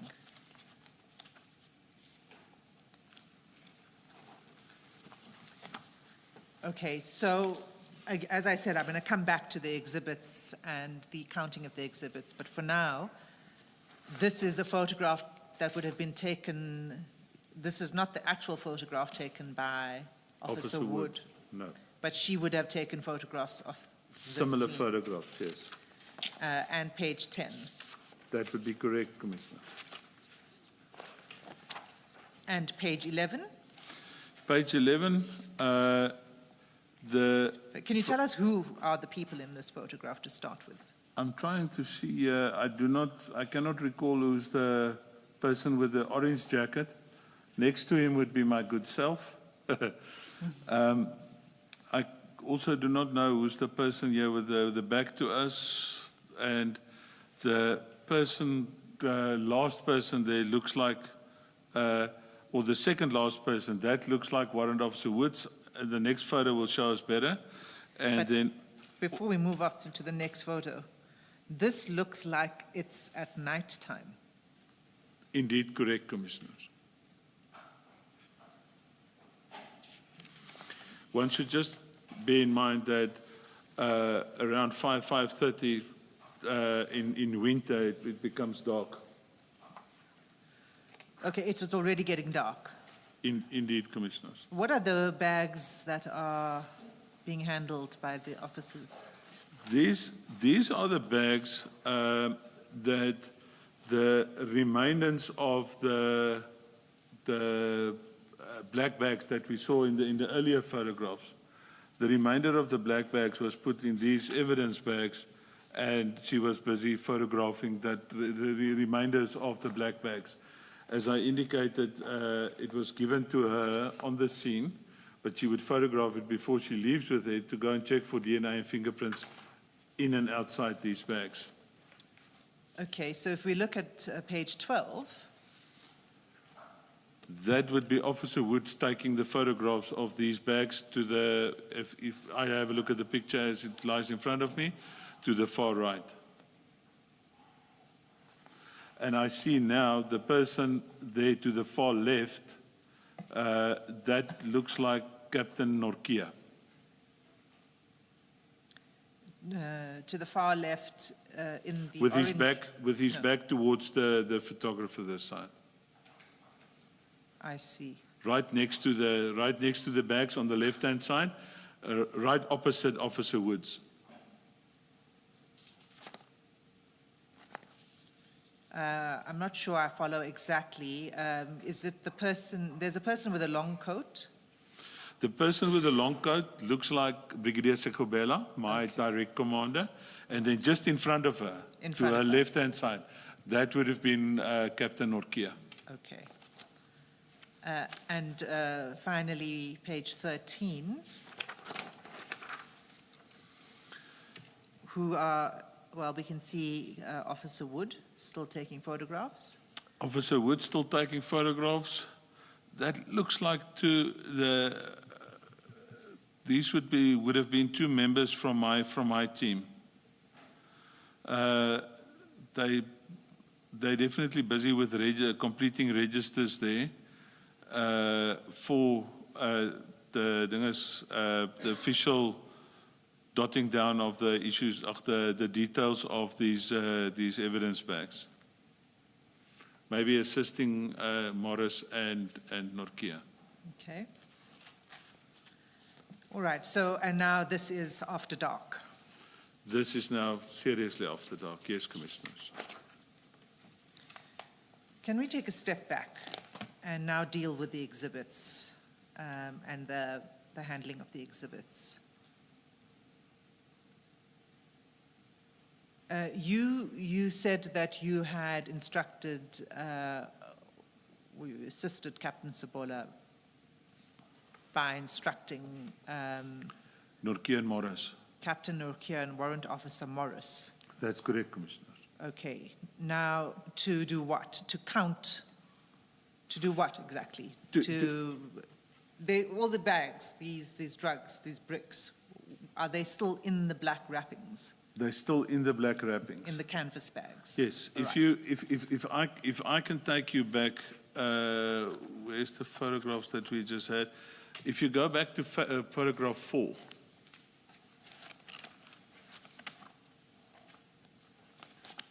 Yes. When these bags were still on the back of the black bakkie, they were still on the back of the black bakkie, I instructed those two to start unpacking this black bakkie, and this is where they started. In other words, they were busy unpacking these bags, and as the bags were put there, this photograph was taken. Okay. So these were now the photographs of the bags, about 23. And then what is the next step? The next step would be to open these bags and inspect the content of it. And to count. Well, first see what is inside the bags. Remember, we did not know what was inside these bags. Right. When they opened the first bag and they saw the bricks, they called me over to say, Colonel, come and look what we have here. And then we immediately realized what we have. Well, as I said earlier, although it needed to be confirmed by analysis by forensics, we knew that we had a very, very large indication that we're dealing with cocaine bricks here. Okay. So they showed it to me. I said, unpack everything and count it and put it into evidence bags. And was this done in front of the suspects? I'm not sure where the suspects was at that stage, but the suspects were being dealt with by Sebola and the people I instructed to assist him with dealing with the suspects. Would it be required that it's done in front of the suspects? The evidence bag sealed in front of the suspects, yes. But you're saying you don't know whether it was done or it was not I'm not done? sure if it was done, no. Okay. No, but by the time you instructed that the bags be removed from the bakkie, Yes. and they end up on the floor here, by that time or today, was there a record completed by Mr. Mashaba or any members of his team that reflected that so many bags had been removed from the container onto their vehicle? Commissioner, I'm not aware of any such record, Commissioner. You're not aware of that? I'm not aware of any such record. To the best of my recollection, such a record does not exist. They hadn't completed any record? No, Commissioner. Thank you. So, Colonel, we're going to go slowly through the exhibits and how, and what you and Captain Nokia and them found and how many bricks, etc. But I don't want to overlook any aspect of your statement as we do that. So can you just read in paragraph 8 and 9 before I ask my next questions? Okay. I generally assisted and supported Captain Sebola and other team members with their duties on the crime scene. I was happy with the way in which Captain Sebola dealt with the issue of the crime scene management. Although the scene was already seriously compromised, we dealt with it to the best of our ability. I also attended to all immediate reports that needed to be submitted. In specific relation to handling the exhibits, I would like to state the following. The exhibits was packed in black bags with handles. The 2 members who are assigned to deal with the exhibits, as mentioned supra, opened these bags and showed me that it contained bricks. These bricks was wrapped in black and transparent wrap. Out of experience, the team believed this bricks to contain cocaine. In brackets, this, however, would only be confirmed by forensic science laboratories analysis and weighed plus minus 1 kilogram per brick. These bricks also had markings on it, and the 2 I can remember was a bull red in color and a seagull in black color with a white background. These bricks was packed out, counted and photographed. The count came to 715 in total. The bricks was then sealed in official exhibit bags and recorded in number of the bricks per bag and bag numbers. These exhibit bags have specific and unique serial numbers as well. I assisted Captain Sebola to make arrangements for the exhibits to be transported to Boyson's SAPS as the crime scene was in their area. The exhibits was transported to Boyson's SAPS in an official police vehicle under armed guard, in brackets SAPS members. The 2 members who I appointed as the members responsible for the exhibits also accompanied the exhibits to hand it into the SAP 13. Okay, let's pause there. Let's go to the SAP 13 register. That you'll find at CJC 11, 211, pardon me, CJC 211, and specifically page 41.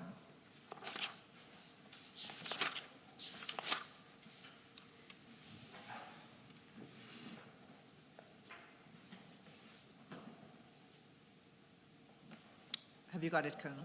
I have, sorry. So am I right that this is the SAP 13 register? This is definitely SAP 13 register. And we see on the left-hand column on that page the date 9 July 2021.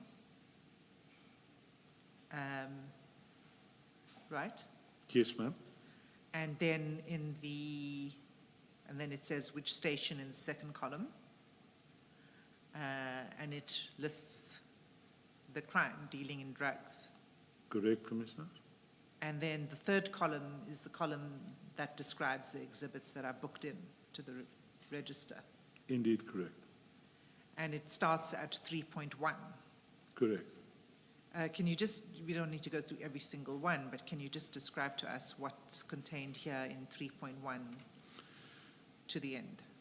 3.1 describes 1, in brackets 1, times sealed bag with serial number PAB 000297151 containing 18 times 1 kilogram bricks.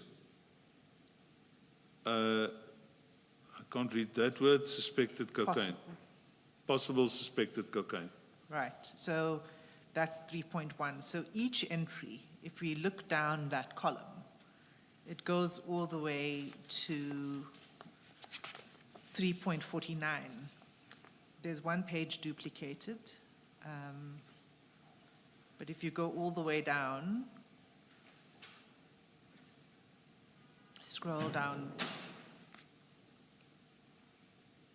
it goes to 3.49. Correct, Commissioner. Now, I've counted these, and in fact, it amounts to 684. I don't know whether you've checked this count. I haven't checked it, no. It amounts to 684 bricks, a total 684 bricks. But I think the reason for that is if you look at 3.12,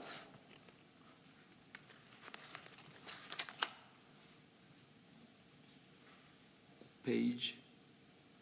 page 43, Chair.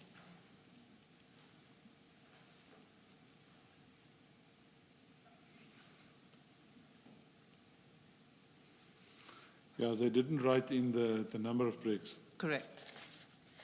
And if you cross-check that exhibit bag number with Morris's statement, you'll see it's meant to be 16. And we'll look at that in a moment. So, in fact, the amount should be 700, not 684, if you add in the 16. 115. Can you just explain that discrepancy between the SAP 13 register and... I cannot, because I was not present when this was handed in. I don't know if they omitted by counting some other bricks, just by just handing in the bag itself. But on scene, it was reported to me that there's 715 bricks. And do you know why they don't put the total at the end of the entries? I mean, it would Make your life harder. life easy for everybody, because when you read this many years down the line, I would expect that 3.1 to 3 point whatever, at the end they would tally all of them together and say total equal to. this, I will agree with you, Commissioner, that would have been much easier. But again, remember, I was not there when they wrote in when this when these exhibits were booked into the SAP 13. But if you have this history of exhibits going missing while in police custody, surely it would help if, when they are first booked in, there's a proper entry and they are tallied and a total number is inserted there. I will agree with you, Commissioner. I think if we have a look at Morris and Norkia's statement, they kept record of this, so they must have been, I don't know if one was just missed or something, but I totally agree with you, Commissioner. That would indeed make a lot of sense, sir. So, I mean, the question from Commissioner Khumalo is important because it is about maintaining the chain of custody and the evidence, integrity of the evidence, which will help to secure a successful prosecution down the line. So each step along the way here is hugely important. It might seem very small, yes, but it's not. So the error in the SAP 13 register at 3.12 looks like it was just an error if one does a cross-check, but it could become significant. Yes. And it's an important thing to get correct. And I think that's where why this question is quite important. But so what we have is the SAP 13 register, which amounts to 684. But let's say, well, we've seen 3.12. It was just an omission of 16, so it actually totals 700. But you say it should actually be 715.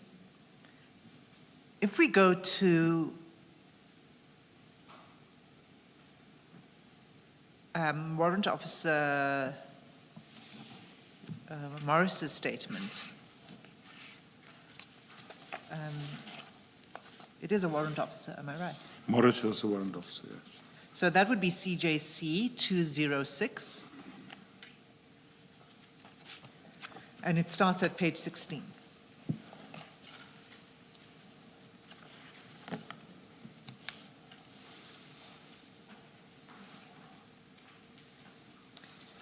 And the relevant part for us, although you're welcome to take us anywhere else in the statement if you wish, but if I could ask you to have a look at paragraph 9.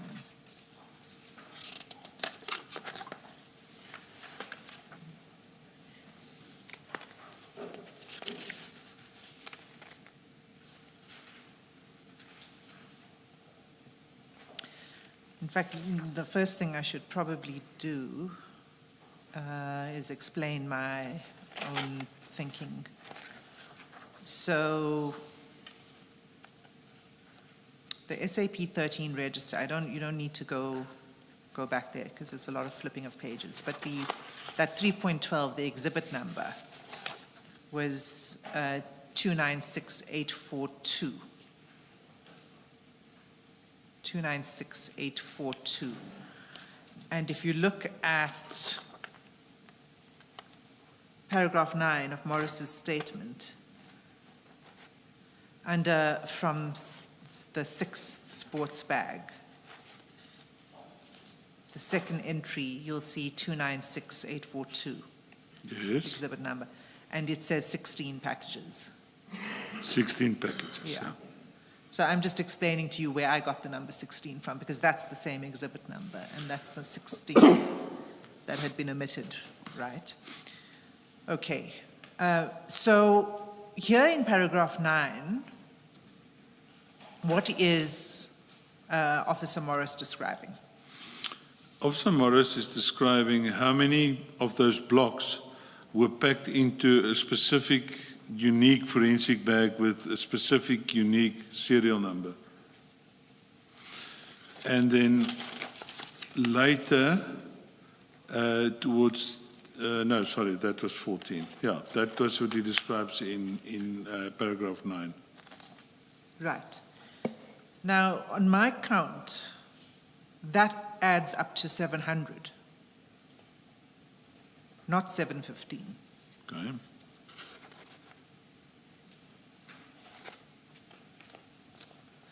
So it tallies with the SAP 13 register, 700. But then where does 715 come from? I still don't then have an answer to the discrepancy. I think, Commissioners, I think it will just be good and well for Warrant Officer Morris and Norkia to explain that discrepancy, because on scene they reported to me 715 blocks. And if you go further and you look at my statement, these blocks out of experience usually weighed around weighs around a kilogram each. And when it was handed into forensics, and I think we'll probably come to that, sorry for jumping the gun now, getting ahead of myself. No, I am also looking at paragraph 11 of your statement, at top of page 4. And you are dealing with, I think, the handing over to FSL. That's correct, And you Commissioner. say the drugs, upon being handed in, weighed 715,86 kg. Exactly right, Commissioner. Yeah, and I'm not sure to what extent, if at all, that tallies with the 700 bricks. 715 was handed in, and it weighed 715.88 kilograms. But what I'm saying is, Ms. Hassim has taken us to 2 places. That And indicates the 700. calculation is that at both places that was 700. So what I'm saying is, I don't know how one is able to relate those 2 700 counts to the 715,86 in paragraph 11 of your statement. I totally concur. Well, I see what you're saying, Commissioner. And as I indicated, it was reported to me, I didn't count the bricks. Yeah. It was reported to me that there were 715 bricks counted on scene.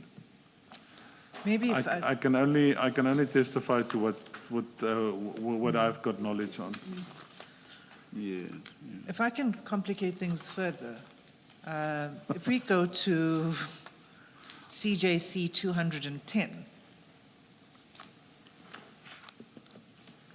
it's the statement of Captain Modise, the 212, section 212 statement, and it starts at page 36.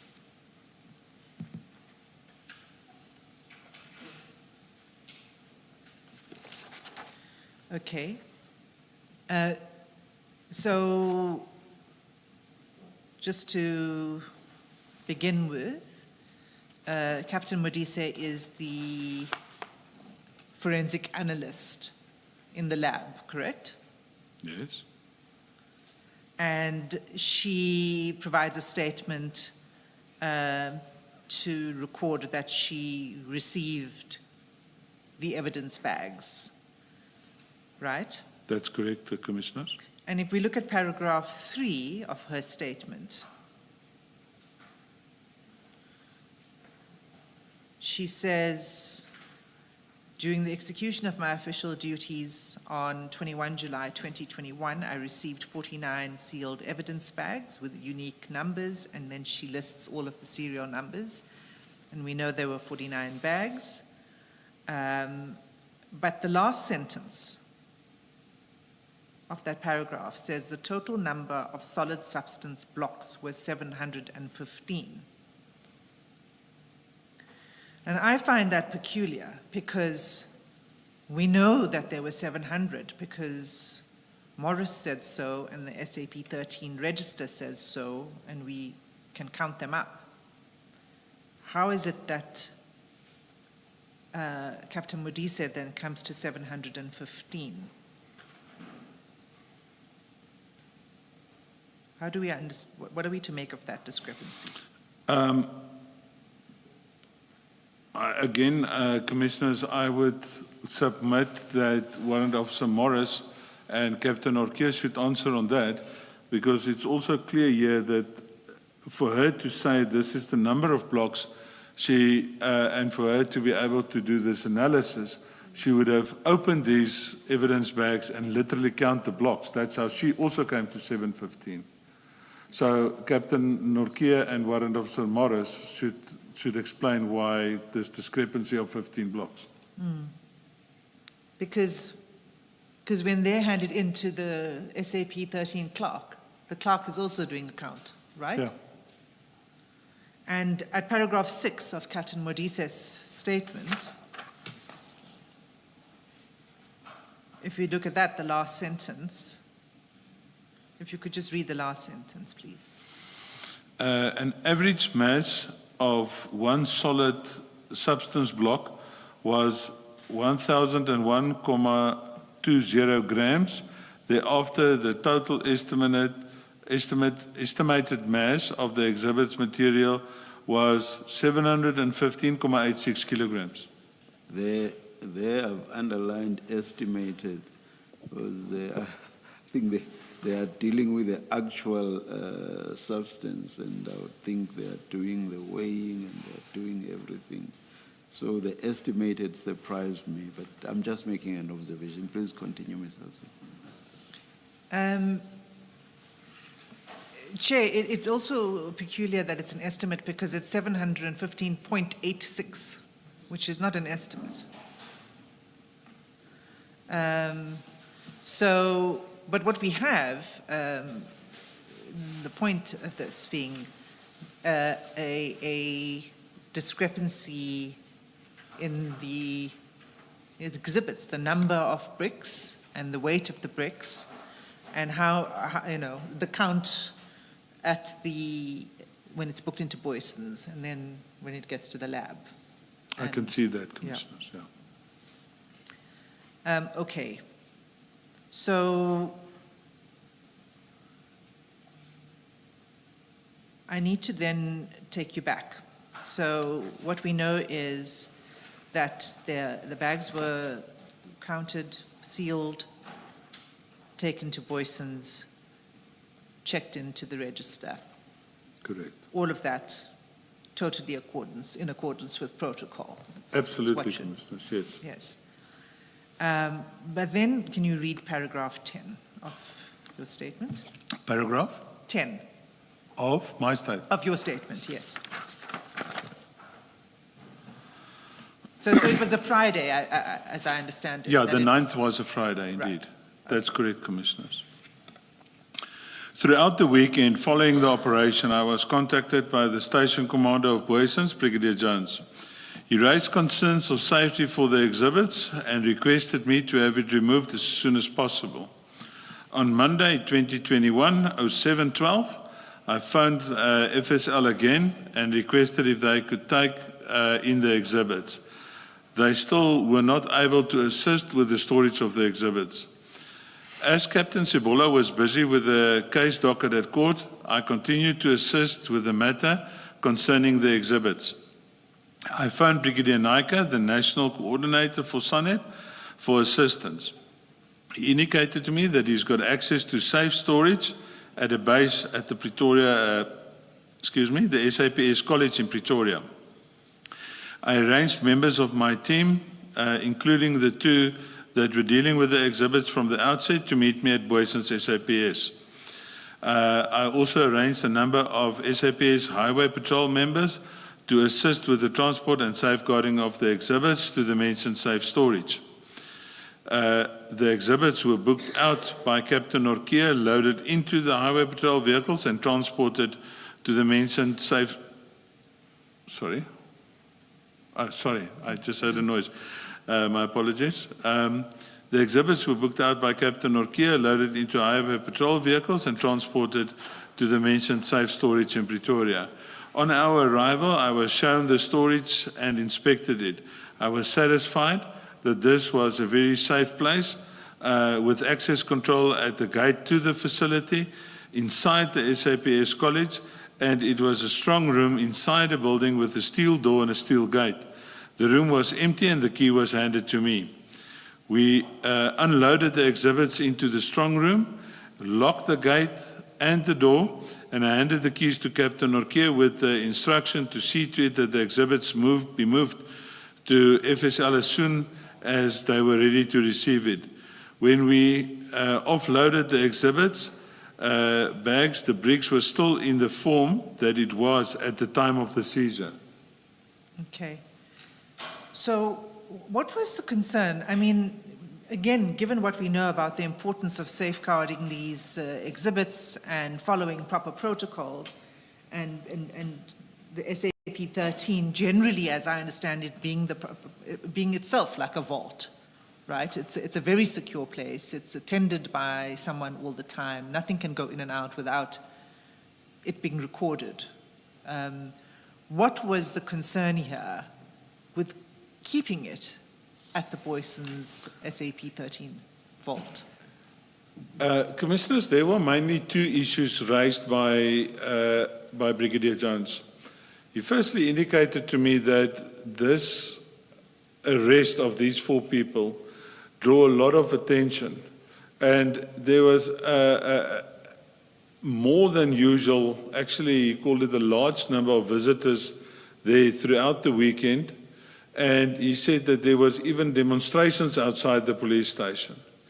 He further indicated to me that he believes that his SAP 13 storage facility is not safe enough because he doesn't have a 24/7 guard or video cameras or anything like that.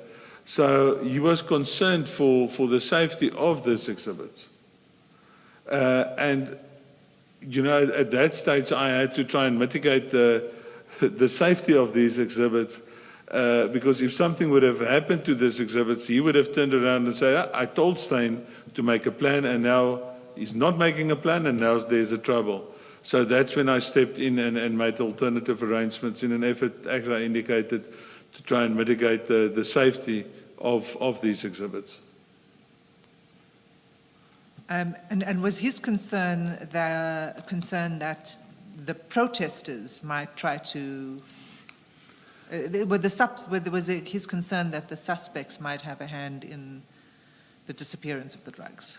His approach was that there were a lot of extra movement because of this case around his police station, and he raised that as a general concern. I cannot comment on his train of thought per se during his telephone calls to me, but he had, according to him, he had serious concerns about the safety of these exhibits. Did he mention the size of the hall, that it was unusual for his police station and that made him uncomfortable?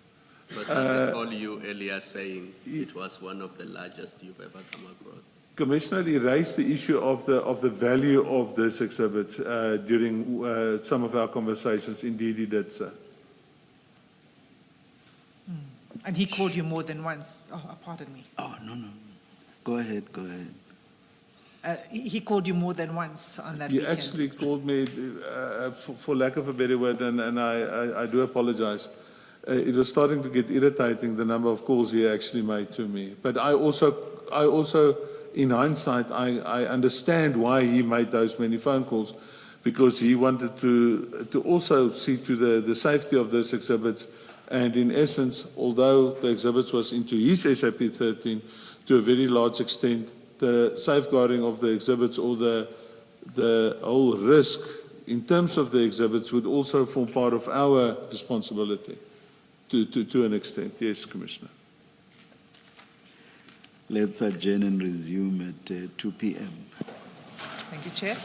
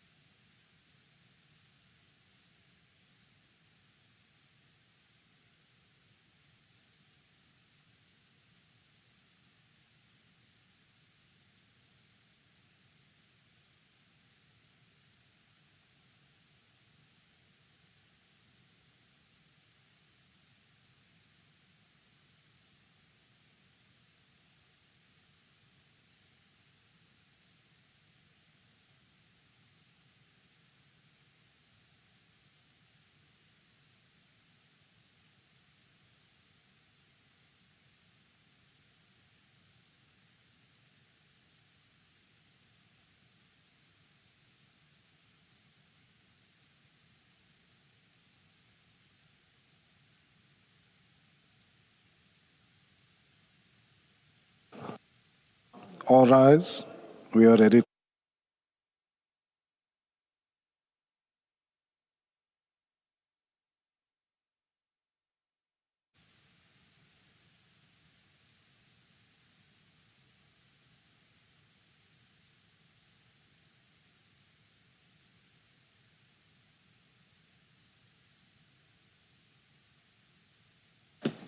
Yes, Mr. Sim.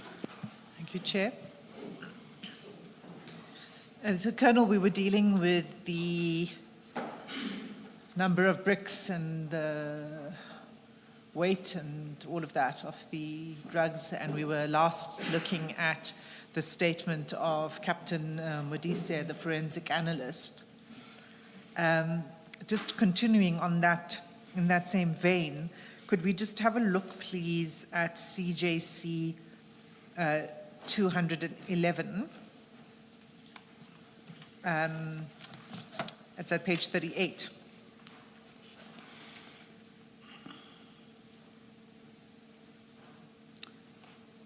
And you'll see that this is a 212 statement of another forensic analyst named Warrant Officer Mabasa. And if we look at that report, the statement itself at page 39,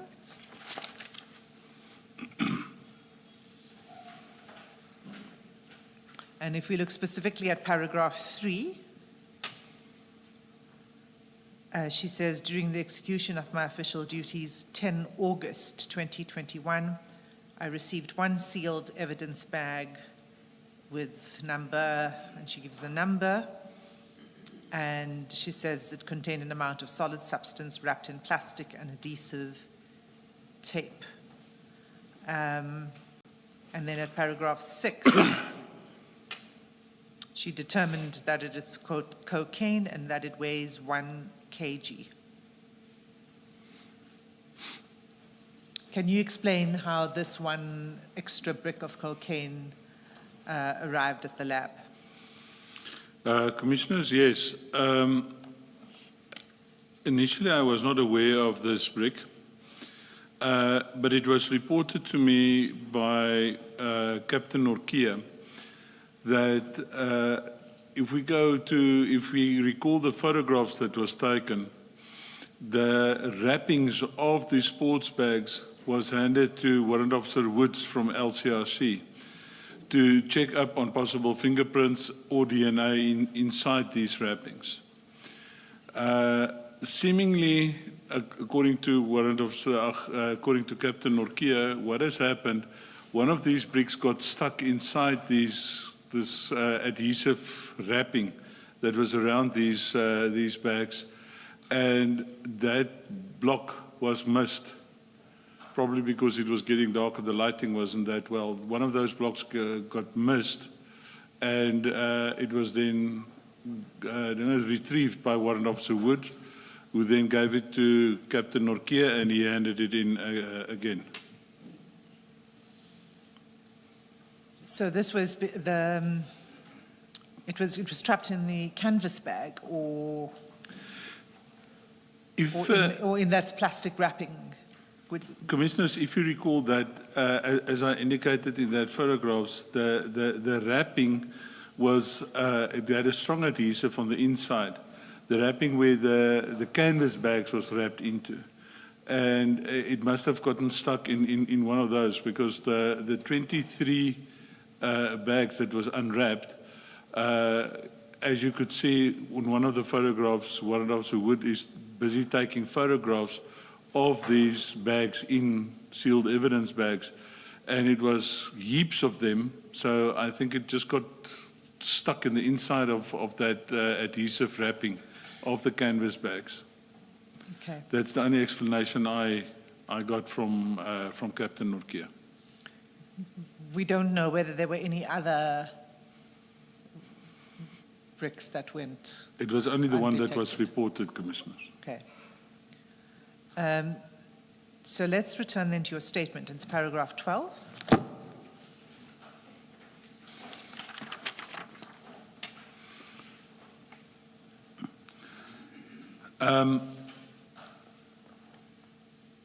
Captain Norkia, on the 19th, reported to me, sorry, just paragraph 11, if you don't mind, Sure. Commissioners. While I was off sick with COVID, Captain Norkia reported to me telephonically that on the 19th of July 2021, that forensics indicated that they were ready to receive on that day, and that he handed in the exhibits, him and Warrant Officer Morris handed in the exhibits on that day. And I asked him if everything was in order, and he indicated to me it's still in order, all is still there, all is still accounted for. So, sorry, that was at this point in time, and thank you for going back to paragraph 11. At this point in time, this was where the drugs were now transported from the SAPS college to FSL. From the safe premises to FSL, yes. So just again on that timeline, the 9th was the drug bust. Correct. That was the day it was booked into the SAP 13. On the 9th, correct? On the 9th. Correct, Commissioner. Calls to you, multiple calls over the weekend. 12th, the Monday, it was then taken to the SAPS training college Correct, Commissioners. and locked into a storeroom. A safe storeroom, yes. And just remind us then who had control over the exhibits at that point in time. I would refer you back to paragraph 10, where the last paragraph under paragraph 10, we unloaded the exhibits into the strong room, locked the gate and the door, and I handed the keys to Captain Norkia with the instruction to see to it that the exhibits be moved to Forensic Science Laboratory as soon as they are ready to receive it. So it would have been Captain Norkia that was in total control of the exhibits henceforth. So I understand the reason for moving it because of the concerns that were raised at Boyson's, and then, you know, this was the place that was identified as being very safe. But it is a breach of protocol, is it not, to take it to the college? I would concede to that, yes. But, and even if the motive is for the purpose of protecting... I had to take a decision in an effort to try and mitigate further risks to the exhibits, and hence my decision to take that move out of protocols. And I suppose for me, the question is, it's so important, the protocols, right? Because when there's a breach, it sort of allows for problems to creep in. Yes. And it's not ideal that the drugs had to be moved out of an SAP 13 register. What is the solution to this? Enhance the storage capability at forensics. Is that forensics? Is that's really, because it has to go into an SAP 13 first. Absolutely, right? Yes. But the problem is that you don't want to keep it in SAP 13 longer than is absolutely necessary. I think protocol allows us 7 days, and within the period of 7 days, we need to move it to forensics from a SAP 13 at a station, yes. Yeah. So if there had been space at the forensic lab, then it would have just gone from Boyson's on the Monday straight to the lab. Absolutely, yes. And there wouldn't have been this diversion. Yes, Commissioners, it would have been like that. Can I ask a question? Why can't you hand over the custody to FSL within 7 days and you let them decide where they store the drugs? Because then you would have complied with the protocol, and it's their responsibility to find storage capacity. I totally get what you're saying, Commissioner. At the end of the day, one is to a large extent also in their hands. If they say, I cannot receive, I have to make alternative arrangements. Can't you say you are obliged to receive? Within 7 days, I must hand over these things to you. If you don't have storage capacity, speak to National Commissioner or whoever is responsible for these things to make an arrangement. but these things are now in your custody. They can't be in the custody of a police station or the Hawks or whoever the people are who initially discovered or are investigating the issue of the drug. I was at that stage of the belief that I cannot tell them what to do, although they're also aware of the protocols, Commissioner. And I just, as I've indicated previously, I just had to make an arrangement for, in lack of a better explanation, for the better of the exhibits, for the safeguarding to the best of my ability for the exhibits, until such time that they were able to accept it, Commissioner.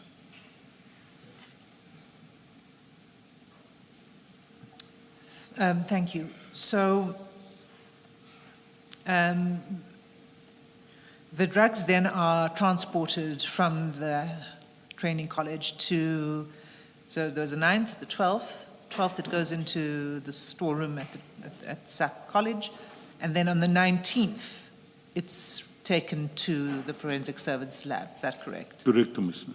Okay. And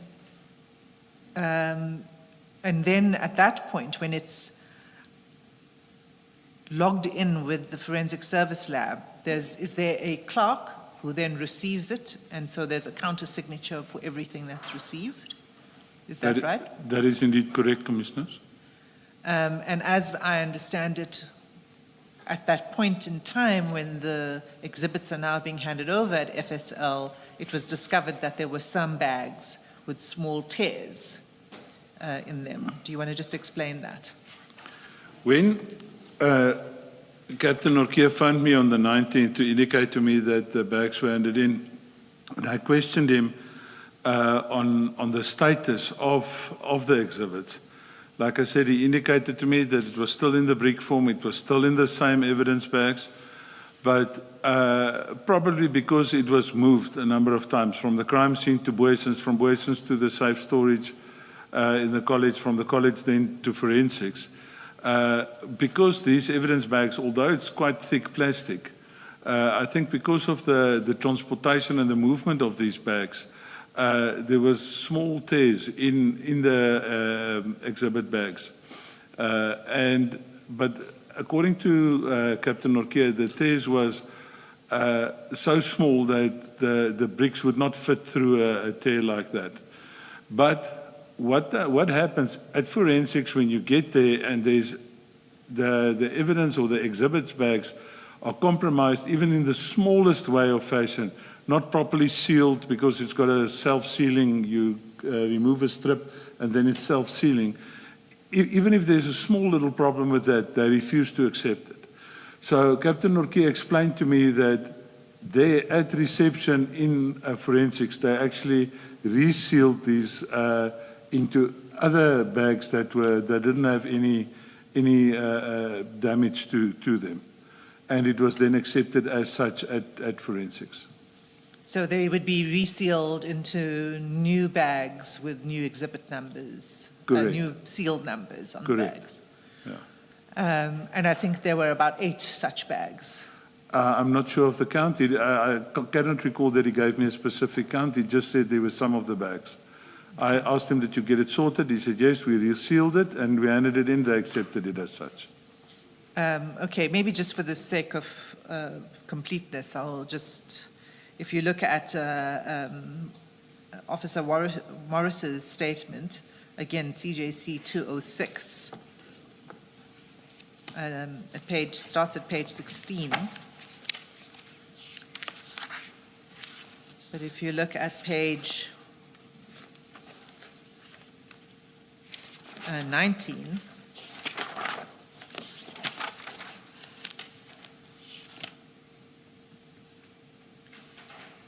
at paragraph 13, he says they transported, him and Captain Norkia transported the bags on the 19th of July to the FSL.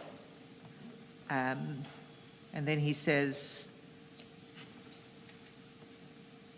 that they were damaged from the handling of the drug exhibits. And then in paragraph 14, he lists the bags that were affected. Yes, Commissioners. And they were placed into new bags. Yes, Commissioners. And there are 8 bags that are listed. Okay, that's just to close that off. Thank you, Commissioner.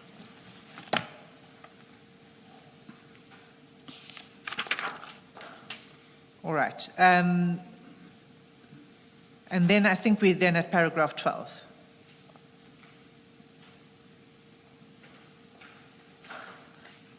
Would you like me to read it in? Yes, please. On my return from isolation, I further assisted Captain Sebola by inspecting the docket in terms of the investigation done and issued written instructions on the outstanding investigations. I also assisted with obtaining some of the outstanding statements. Okay.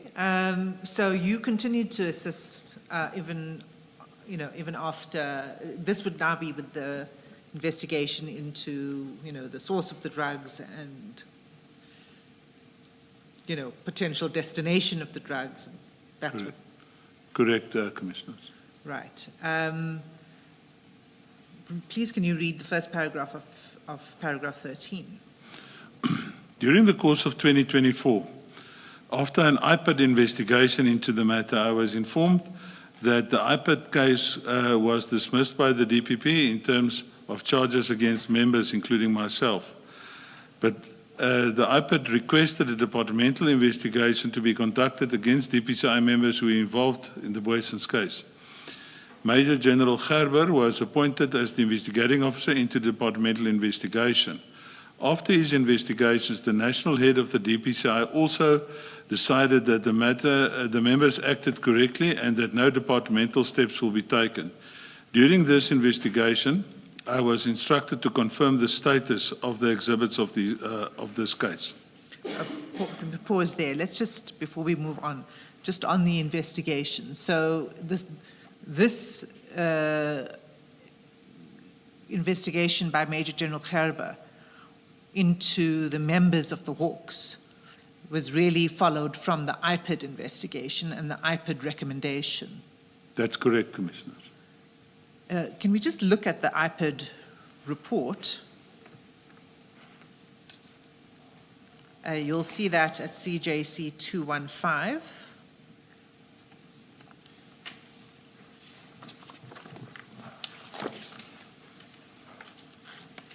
And it starts at page 76.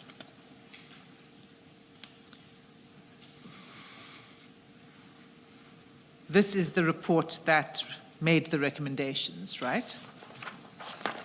I think so, yes.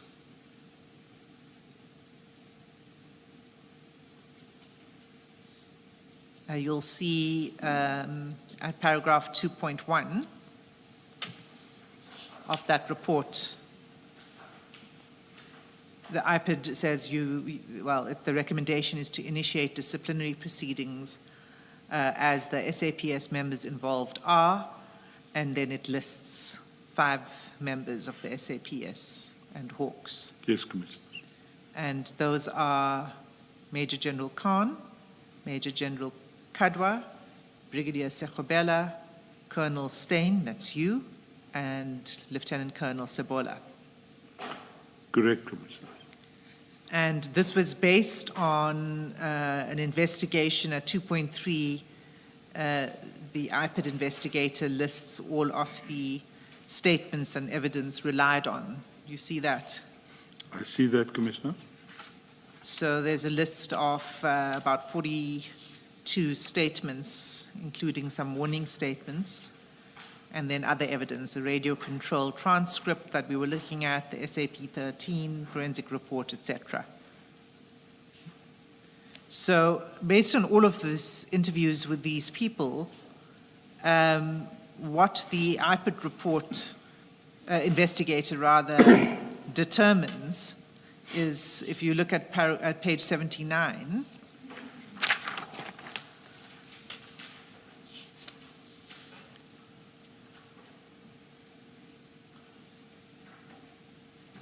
the first paragraph.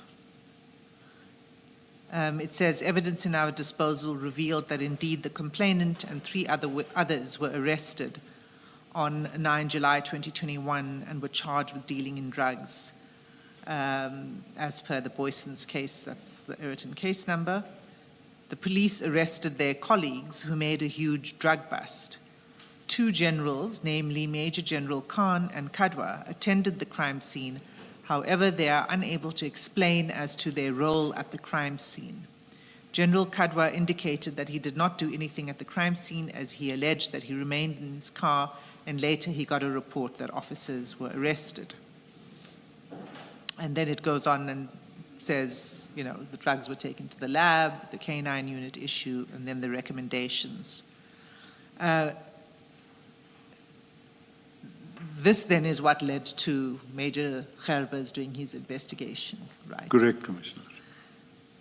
Now, I accept that you can't really comment on the IPID investigation itself. No, I can't, Commissioner. But can you tell me whether General Kadwa did exercise any control over the scene when he was there, or whether he did just remain in his car? Is that a correct statement? What I personally saw, that would be not in his car, he was standing next to his car when I arrived there. And he, while the entire time that you were present, he didn't issue any instructions or exercise any oversight? The only thing he asked me is, I must just remember to tender the initial report to him, the preliminary report to him as soon as possible. That's the only thing he told me to do while I was on the scene. And okay. Then what happens is that the recommendation is made, and who is Major General Gerber then, who is tasked with? Major General Gerber, I'm not sure where he is currently, but at that stage he was or still is the provincial head of the DPCI in Mpumalanga. Okay, and did he interview you for the purposes of the investigation? He did telephonically, and I attended the statement. Okay. I'm going to return to his conclusions. I mean, as we know, ultimately he exonerated the 4 that he investigated, right? The 4 Hawks members. Yes, all ma'am. right. I'll return to that because... You say the 4? Yes. I think there was 5. No? No, General Khan doesn't fall under the Hawks. Okay, thank you.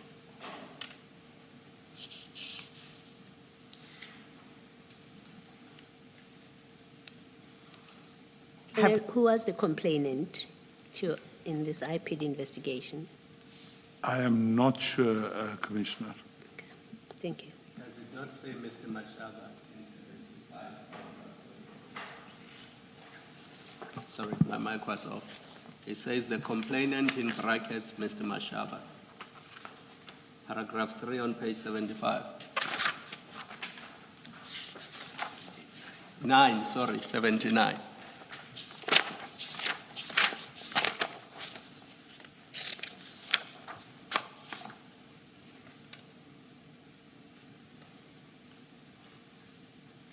Yeah, that is indeed correct.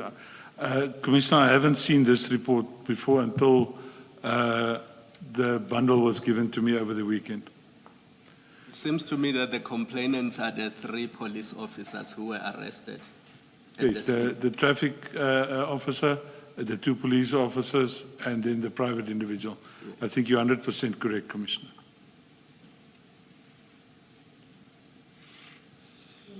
To your knowledge, you say, it says, I think you say in a statement that the DPP dismissed the case that was supposed to be put against you. Do you know what was the charge against you in particular that the DPP? If my memory serves me well, it was corruption and defeating the ends of justice. If my memory serves me well, Commissioner. Thank you.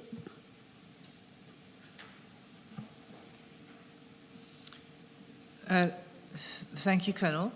As I said, I might return to the Gerber report just for some of his conclusions, particularly about concerns that he did have, despite the fact that he didn't think that there was sufficient basis to pursue any disciplinary charges against any of those, any of the four of you.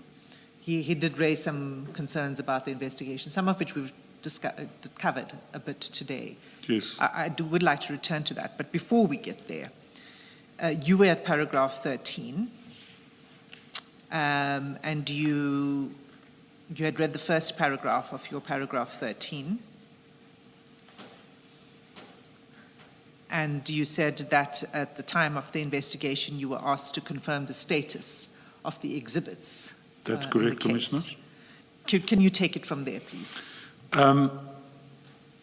If one looks at my additional statement, the first meeting we had with the people at Forensics in an effort to try and address this tasking that I received, myself, Lieutenant Colonel Jacobs, Captain Norkia, and Warrant Officer Morris went to Forensics on the 3rd of December.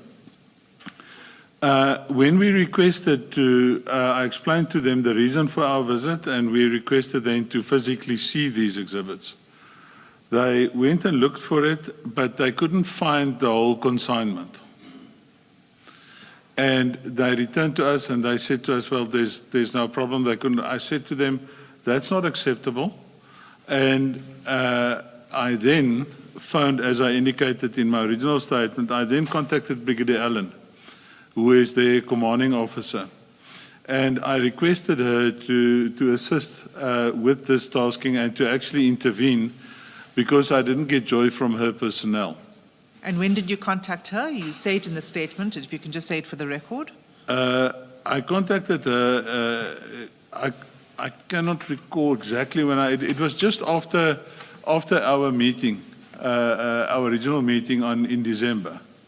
So in paragraph 13 in your main statement, your original statement, you say in the beginning of February 2025. Brigadier Allen contacted me. Oh, I see. So let's just step back. So it was December when you first made the request. Yes. They indicated there's a problem. Yes. But they couldn't answer your questions to your satisfaction. So we literally called it a day and we left. So I phoned her and I asked her to intervene and assist us so that I can adhere to this tasking that I received. Okay. And then if you could continue from there. So she then contacts you in the beginning of February. In the beginning of February, she contacted me and informed me that they found the exhibits in the storeroom, but that the exhibits were no longer in the brick form, but in forensic plastic transparent bags with no markings on it, but the bags had tags on them descripting the lab number as well as the case number. She further indicated that the consignment now only weighed 479.4 kilograms. And that 579. 579.40 kilograms, and hence that 136.46 kilograms was unaccounted for. On Wednesday, the 22nd of February of 2025, I attended a meeting with General Kadwa, Lieutenant Colonel Jacobs, and I think that Norkia and Morris was there, I'm not sure, with Brigadier Allen and some of her personnel. They could still not explain the 136.46 kilograms that was unaccounted for, and it was then that General Kadwa decided to phone the DPCI national head of anti-corruption, of the anti-corruption section, and requested an investigation into the matter. I'm not aware of the current status of this investigation. Okay, let's just unpack that a little bit. So 136.4 kgs went missing.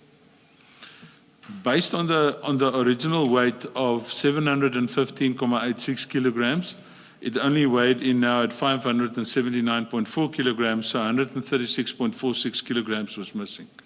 And she said they were no longer in brick form. We actually viewed it. It was now just a powder in large see-through bags with tags on them. Again, when it's sealed in the evidence bags, it's got that shrink wrapped, it's tightly wrapped with the plastic. Correct. now that had been, so is the evidence of Brigadier Allen that it was now, that had been removed?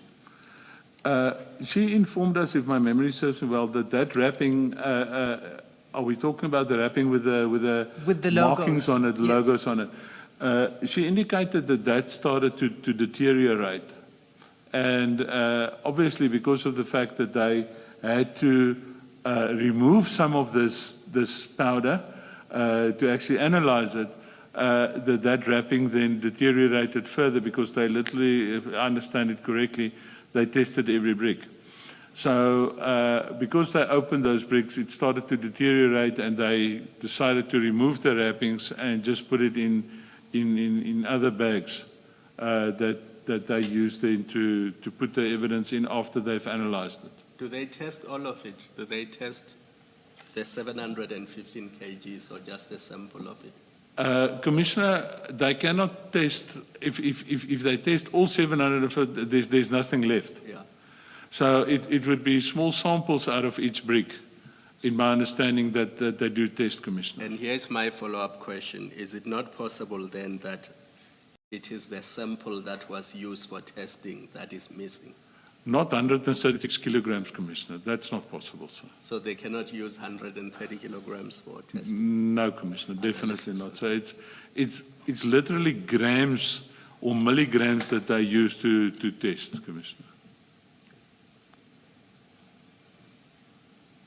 So it's now in powder form, and 136 kgs are not accounted for.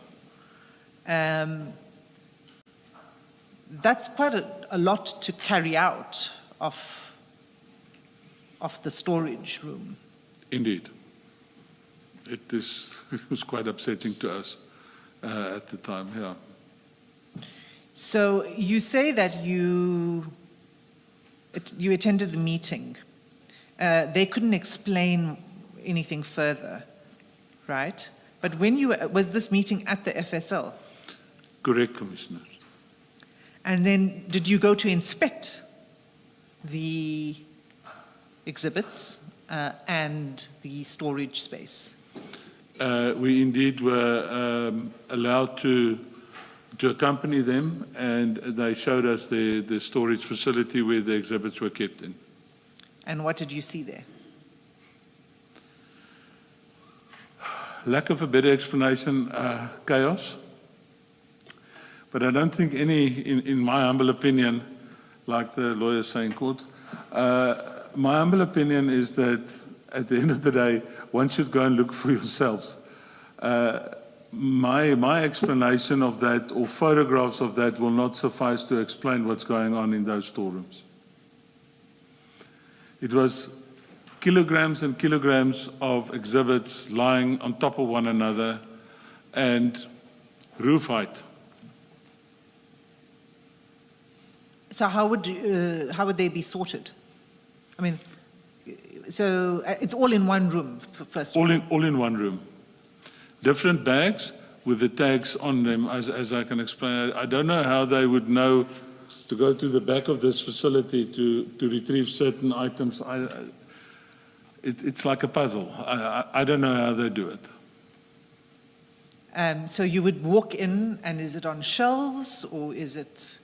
Shelves are fully packed. It's now laying on the ground, and they literally walking on top of the bags to get to the bags at the backside of this facility.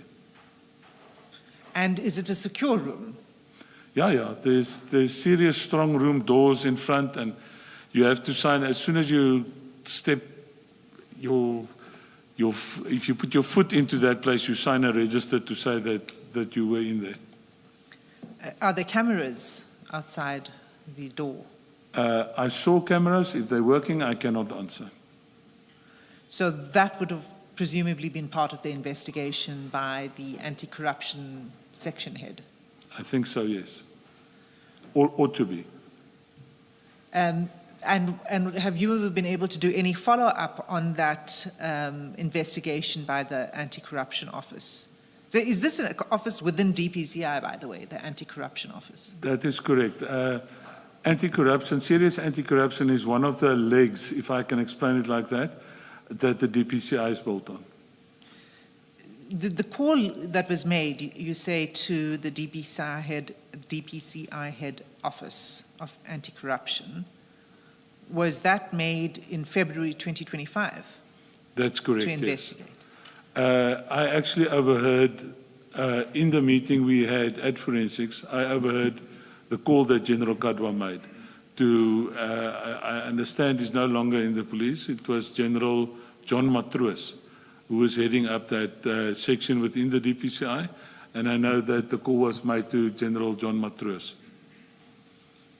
So it's now well over a year later. What update have you had on that investigation and the status of the investigation? I do not have the full status of the investigation, but I'm aware that in last week they took a statement from Warrant Officer Morris, excuse me, and I was approached on Friday, past Friday, to tender a statement from my side on, actually one of the questions that they ask is why was the recount done from our side? But it's explained in my statement. So I said to them that I will deal with it in this week only after I've been, after I finalize my testimony at this commission. Advocate Hasim, did we establish what the street value of the 136 kg missing is? I can't remember if we did. It would... Times 400,000. Times? I don't want to take out my phone, Commissioner. and my mathematical Roughly skills are good, but not that good. 55 million. Around 55 million. Yeah, around there, Commissioner. Okay. Advocate, Commissioner Baloy laughed at us last week because we got our maths wrong. So we don't want to attempt that again. And if this had now entered, if this now had entered the market, if it was now on the streets, these drugs, would you have been able to pick it up in any way? I don't think so. Reason being, I do not know if it was removed in those blocks where we found it in, because that would be the only way to identify it.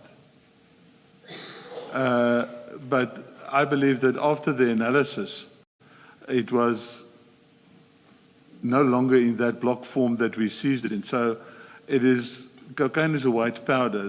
The end product is a white powder. So it will be very difficult to identify that on the street per se, Commissioners. So there's another incident that happens in February 2025 at around this time that these drugs go missing. There's a media publication, and if I could just ask you to have a look at that in the exhibit bundle. It's at CJC 217.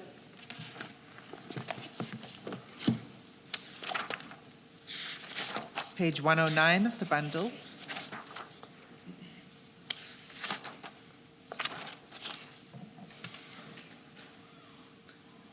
And it's dated 22 February 2025. And the title of this media report is Crime Intelligence Battle, Key Witnesses in Feroz Khan Disciplinary to Face Drug Charges. Right? The report discusses what happened at the Ayrton scene and the 4 suspects that were arrested.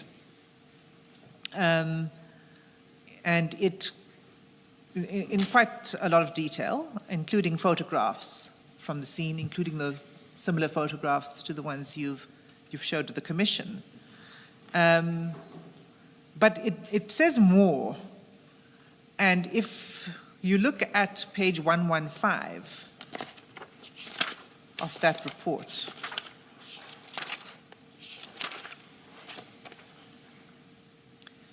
okay, now if you look at, for example, from the second paragraph of that report, of this media article,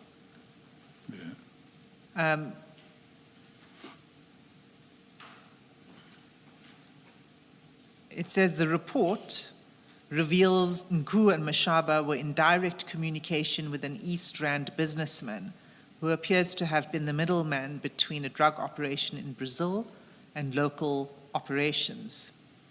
It then goes on to talk about chats from encrypted messaging services that revealed that Nku was talking about certain employees at the Durban port that were, in inverted commas, our guys. It refers to the businessmen who went by a particular alias. And you'll see also, as you scroll down, that this media article has the actual messages that were shared, that were obtained by internal Hawks investigators. It has evidence from the cell phone analyst, and it concludes, it opines that the emergence of this evidence is likely to prove crucial to Khan's survival in the disciplinary round. And then it continues to talk about Khan's troubles. And it's actually a very pro-Khan article. It's a very favorable article. And all of this evidence that it leaks, essentially, comes from an internal report that I think you're familiar with. Can you confirm whether you know about these WhatsApp messages and the evidence regarding Nku and the Durban businessman? Not this specific, I cannot recall the specific WhatsApp messages that's published here. And I do not know where would they have gotten this. I know there was analysis done, by our PCMC, the Provincial Crime Management Center, which also forms part of the DPCI. But to where this comes from, and I haven't seen this prior to today. Have you not seen a presentation that provides an analysis of the evidence Not of this specific, but I've seen part of a presentation by the PCMC, yes. Is it similar Yes. evidence to what is Yes, in the similar, yes. So how would information, I mean, I would think that that's quite sensitive, confidential information. Absolutely. How would that be leaked to the media? I do not have an answer, Commissioners. I would not know. It's actually sad to see something like this.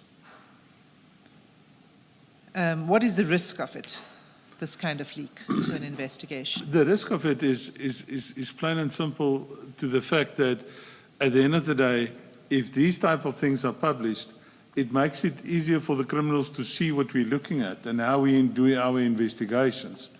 And that would hamper further and future investigations into this type of syndicates.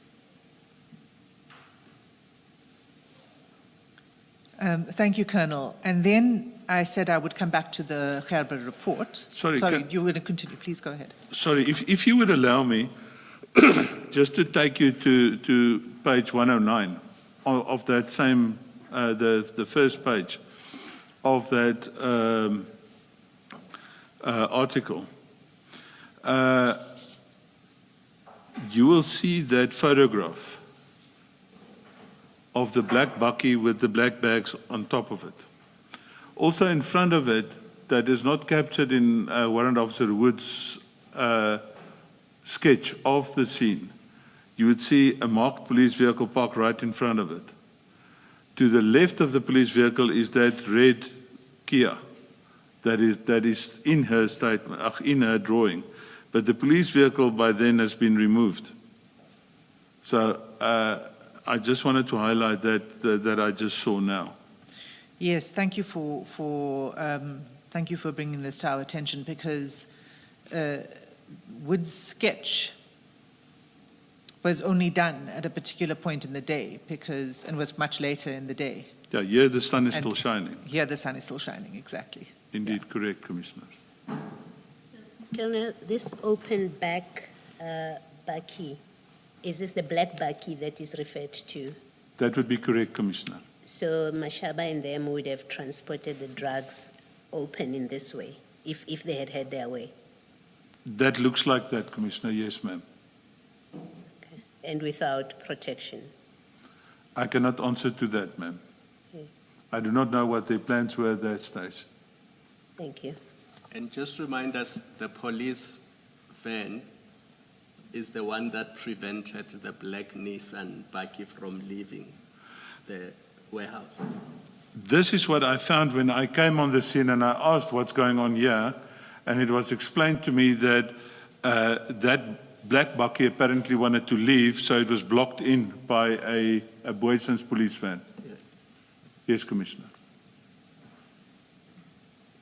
Going back to the FSL, the drugs that are now, that cannot be accounted for, the one, I think it's 136 kilogram that Commissioner. cannot be accounted for.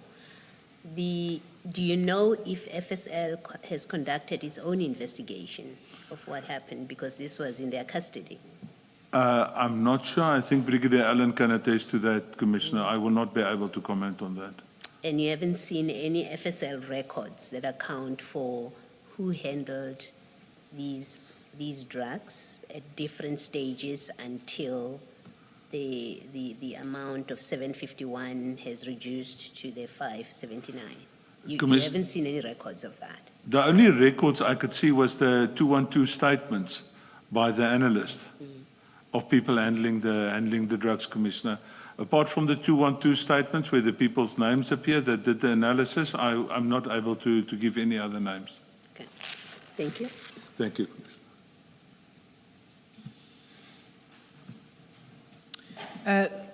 So, Colonel,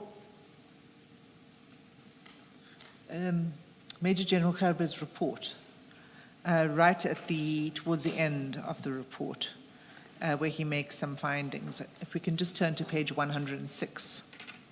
CJ?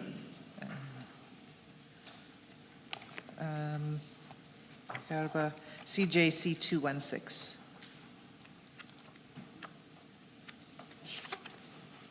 CJC 216, and specifically page 106. I'm there, Commissioner. Thank you.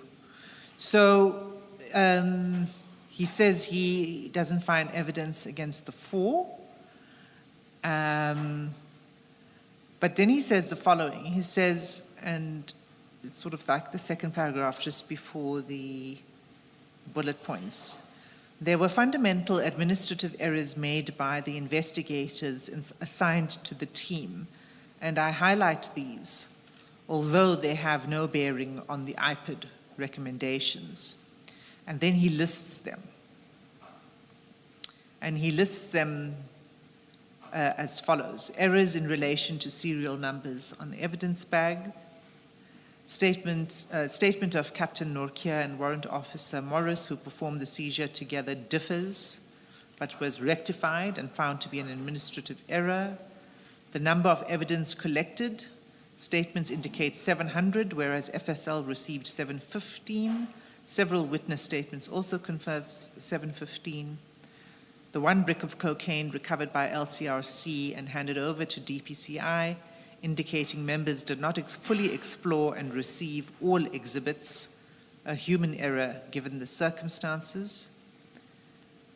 Next, premature arrest of police officials, albeit justified based on circumstances at the crime scene. If allowed time to investigate, a different outcome may have been achieved. Lack of follow-up on alibis, thus allowing the defense to obtain statements and providing such in their representations to DPP. Statements from commanders, but initially indicated telephonically they were not aware of what their members were doing, but later changed their version, should have been obtained immediately. And this is, at least for me, the most important thing about all of that, is the next sentence. He says, the above will have serious implications on any future representations made by the DPCI to have the Booysens case placed back on the roll. So the effect of it is no successful prosecution will come from this. Yes, can you comment on that and the shortcomings that Major General Gerber identified?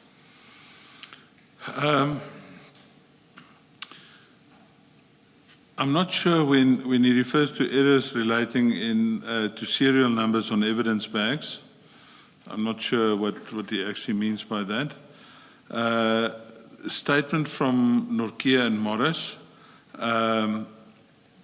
that error or the differences between their statements must have been rectified in my time of absence. The 700 and the difference between the 700 and 715, if you have a look at my original statement, my handwritten statement, I did not mention any specific count of the blocks there. I only mentioned it in latter statements. And I might have based my statement on the 212 statement from FSL. But as I said on the outset, my statement is to the best of my recollection. The one brick that was discovered, like I said, must have been the lighting, and it was human error. We're dealing with humans, although we expected to not make this type of mistake. We're dealing with human beings. In terms of the premature arrests, that is a 50-50 issue in my opinion. In hindsight, I would agree with him that we should have just continued with the investigation and then indeed there might have been a different outcome. But that is in hindsight. You know, sometimes we need to make decisions on a crime scene within minutes or in a very short space of time.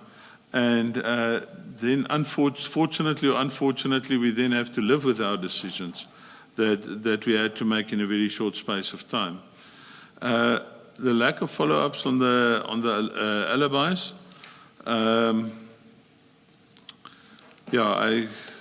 I think for the most part, the investigation team did what they could in terms of following up on the alibis. The statement from the commanders, I was aware of a situation where certain of the commanders of the members that were arrested. I'm aware of the fact that those initial indications telephonically that they were not aware of their members on the scene, and later they said, no, we were aware of the members on the scene in statement form. That is worrisome, definitely worrisome as well. So that's basically my comments on these points. But yeah, if, you know, unfortunately we don't always have a do-over in life, but I would do certain things differently. For example, the investigation before the arrest. But yeah. Unless there are any questions from the commissioners, that's it from me. Can I just, the supplementary statement, should we amend that reference to 134? It would clearly be incorrect because I think it's on page 12. Page 12, paragraph 51. The supplementary. It should be 136.46. Thank you, Commissioner. I think that was just a typo. Yes.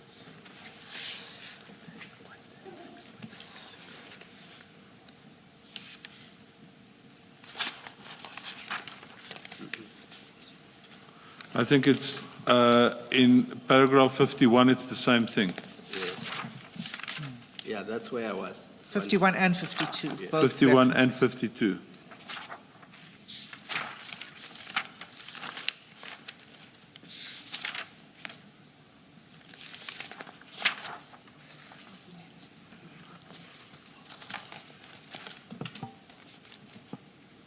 Yes.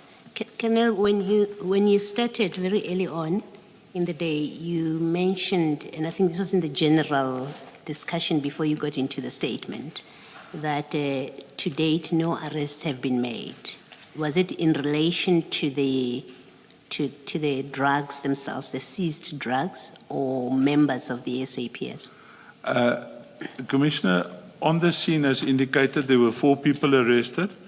In the interim, that case has been removed from the roll after representations. And after that, I'm not aware of anyone else that was arrested on this case relating to the exhibits, relating to their conduct and the like. Okay.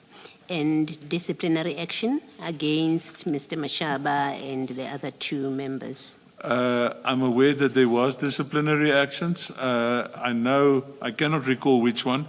The one was one of the officers. I think it was the officer from, not the national one. If the advocate can just maybe assist me. Was the guy driving the black bakkie? That was, Makhane. yeah, I think he was suspended. But I'm just talking of things that I heard, Commissioner. I cannot testify to that fact as a fact. And do you know whether any of them or all of them are still in the employ of the state? The traffic chief and the I other think the members? chief is, Okay. and I know at least one of the SAPS members are still also employed. I'm not sure about the third SAPS member, the second SAPS member, Commissioner. Thank you.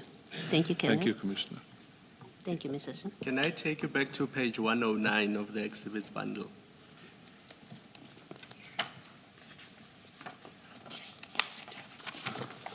CJC 217. I'm there, Commissioner. Yes. Colonel, just looking at that photo, I mean, surely that is wrong, that you can load these bags in the back of an unmarked van, which is black in color, before the exhibits are secured and properly sealed and properly numbered and properly counted, just on its face. And photographed. It was not photographed before this. They haven't even been counted or put in seal bags or anything like that. Somebody has loaded them in what is clearly a private vehicle, and they are removing them from a from a crime scene. We established that this is, my humblest apologies, Commissioner. Where you sir. find drugs, I mean, it's a crime scene, Absolutely, and that scene must be secured. absolutely. But here they are already being removed, and somebody's taking them somewhere. Yeah. You will also see that this is before we came to the crime scene. Look at the people standing around. The gentleman there with the red shirt, no, is definitely not a police officer.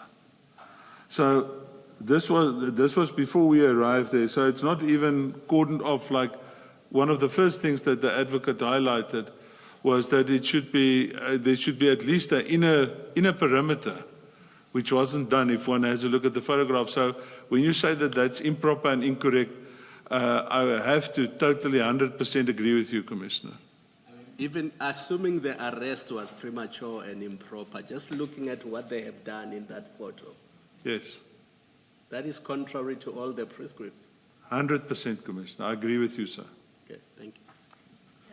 Not that it makes any difference at all to how this was handled and how improper it is. I think you wanted to make a correction, and I think it's something that I picked up from the statements, that van turned out to be a police van. That's correct. It That's was a police van, yes. Thank you. Or not a police van, but a police vehicle. A police vehicle. Yes, Commissioner. The black vehicle, yeah. What does that mean? Do you mean it is being driven by a policeman or it is registered as a subs vehicle? It is registered as a subs vehicle. But as you know, even vehicles registered as subs vehicles can be used to commit offenses. Absolutely, So Commissioner. it No, doesn't follow that just because it is registered as a police vehicle, it was conducting proper police business. your comments 100% correct. But then Commissioner. again, on the flip side, you can't assume without more that they were committing a crime. 100% correct. So you must investigate all these things. Indeed, Commissioner. Thank you. Sorry, Chair, your commissioners have caused me to have a follow-up. Because the issue of premature arrests and all of that is quite important here. there were several people who arrived at the scene, the first responders I was referring to earlier.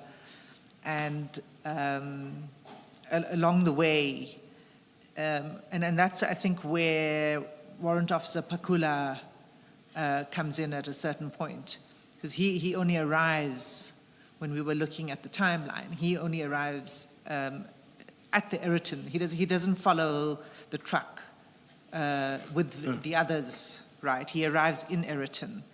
And one of the findings by Major General Gerber was that he thought that Warrant Officer Pakula was genuinely trying to investigate the scene, but then was subjected to the arrest and all of that. And perhaps that was the comment about the premature arrest, because if he wasn't complicit with the others and the black bucky and the removal of the drugs, he may have been able to do more to do some processing of the crime scene. Can I get your comment on that? I cannot really comment on Pakula's role there, but I don't know. He was, who asked him to come to the scene, and why? If he's at a national investigation entity, why didn't he contact the correct people? He contacted Sipungu, Colonel Sipungu, who is his commander, who was on leave. And if you again have a look at that photograph on 109, that red Kia there at the back would be the vehicle he came in. The red vehicle? The red Kia vehicle that you can only see the nose of in that picture. So at the end of the day, if he would have done something, the first thing, why didn't he secure the drugs and at least have an inner perimeter? That's just a question I would ask. But I cannot comment on exactly what he did at the crime scene, commissioners. No, that's fine. I think that it's based on Major General Gerber's interview and then the statements he took from Officer Pakula, who explains what he did and calling the jock and that kind of thing. So I just wanted to clarify maybe what he understood as being premature arrest. Thank you. That's all from me. Thank you, Commissioners. Thank you very much, Colonel. You're excused. Let's adjourn until 9:30 tomorrow.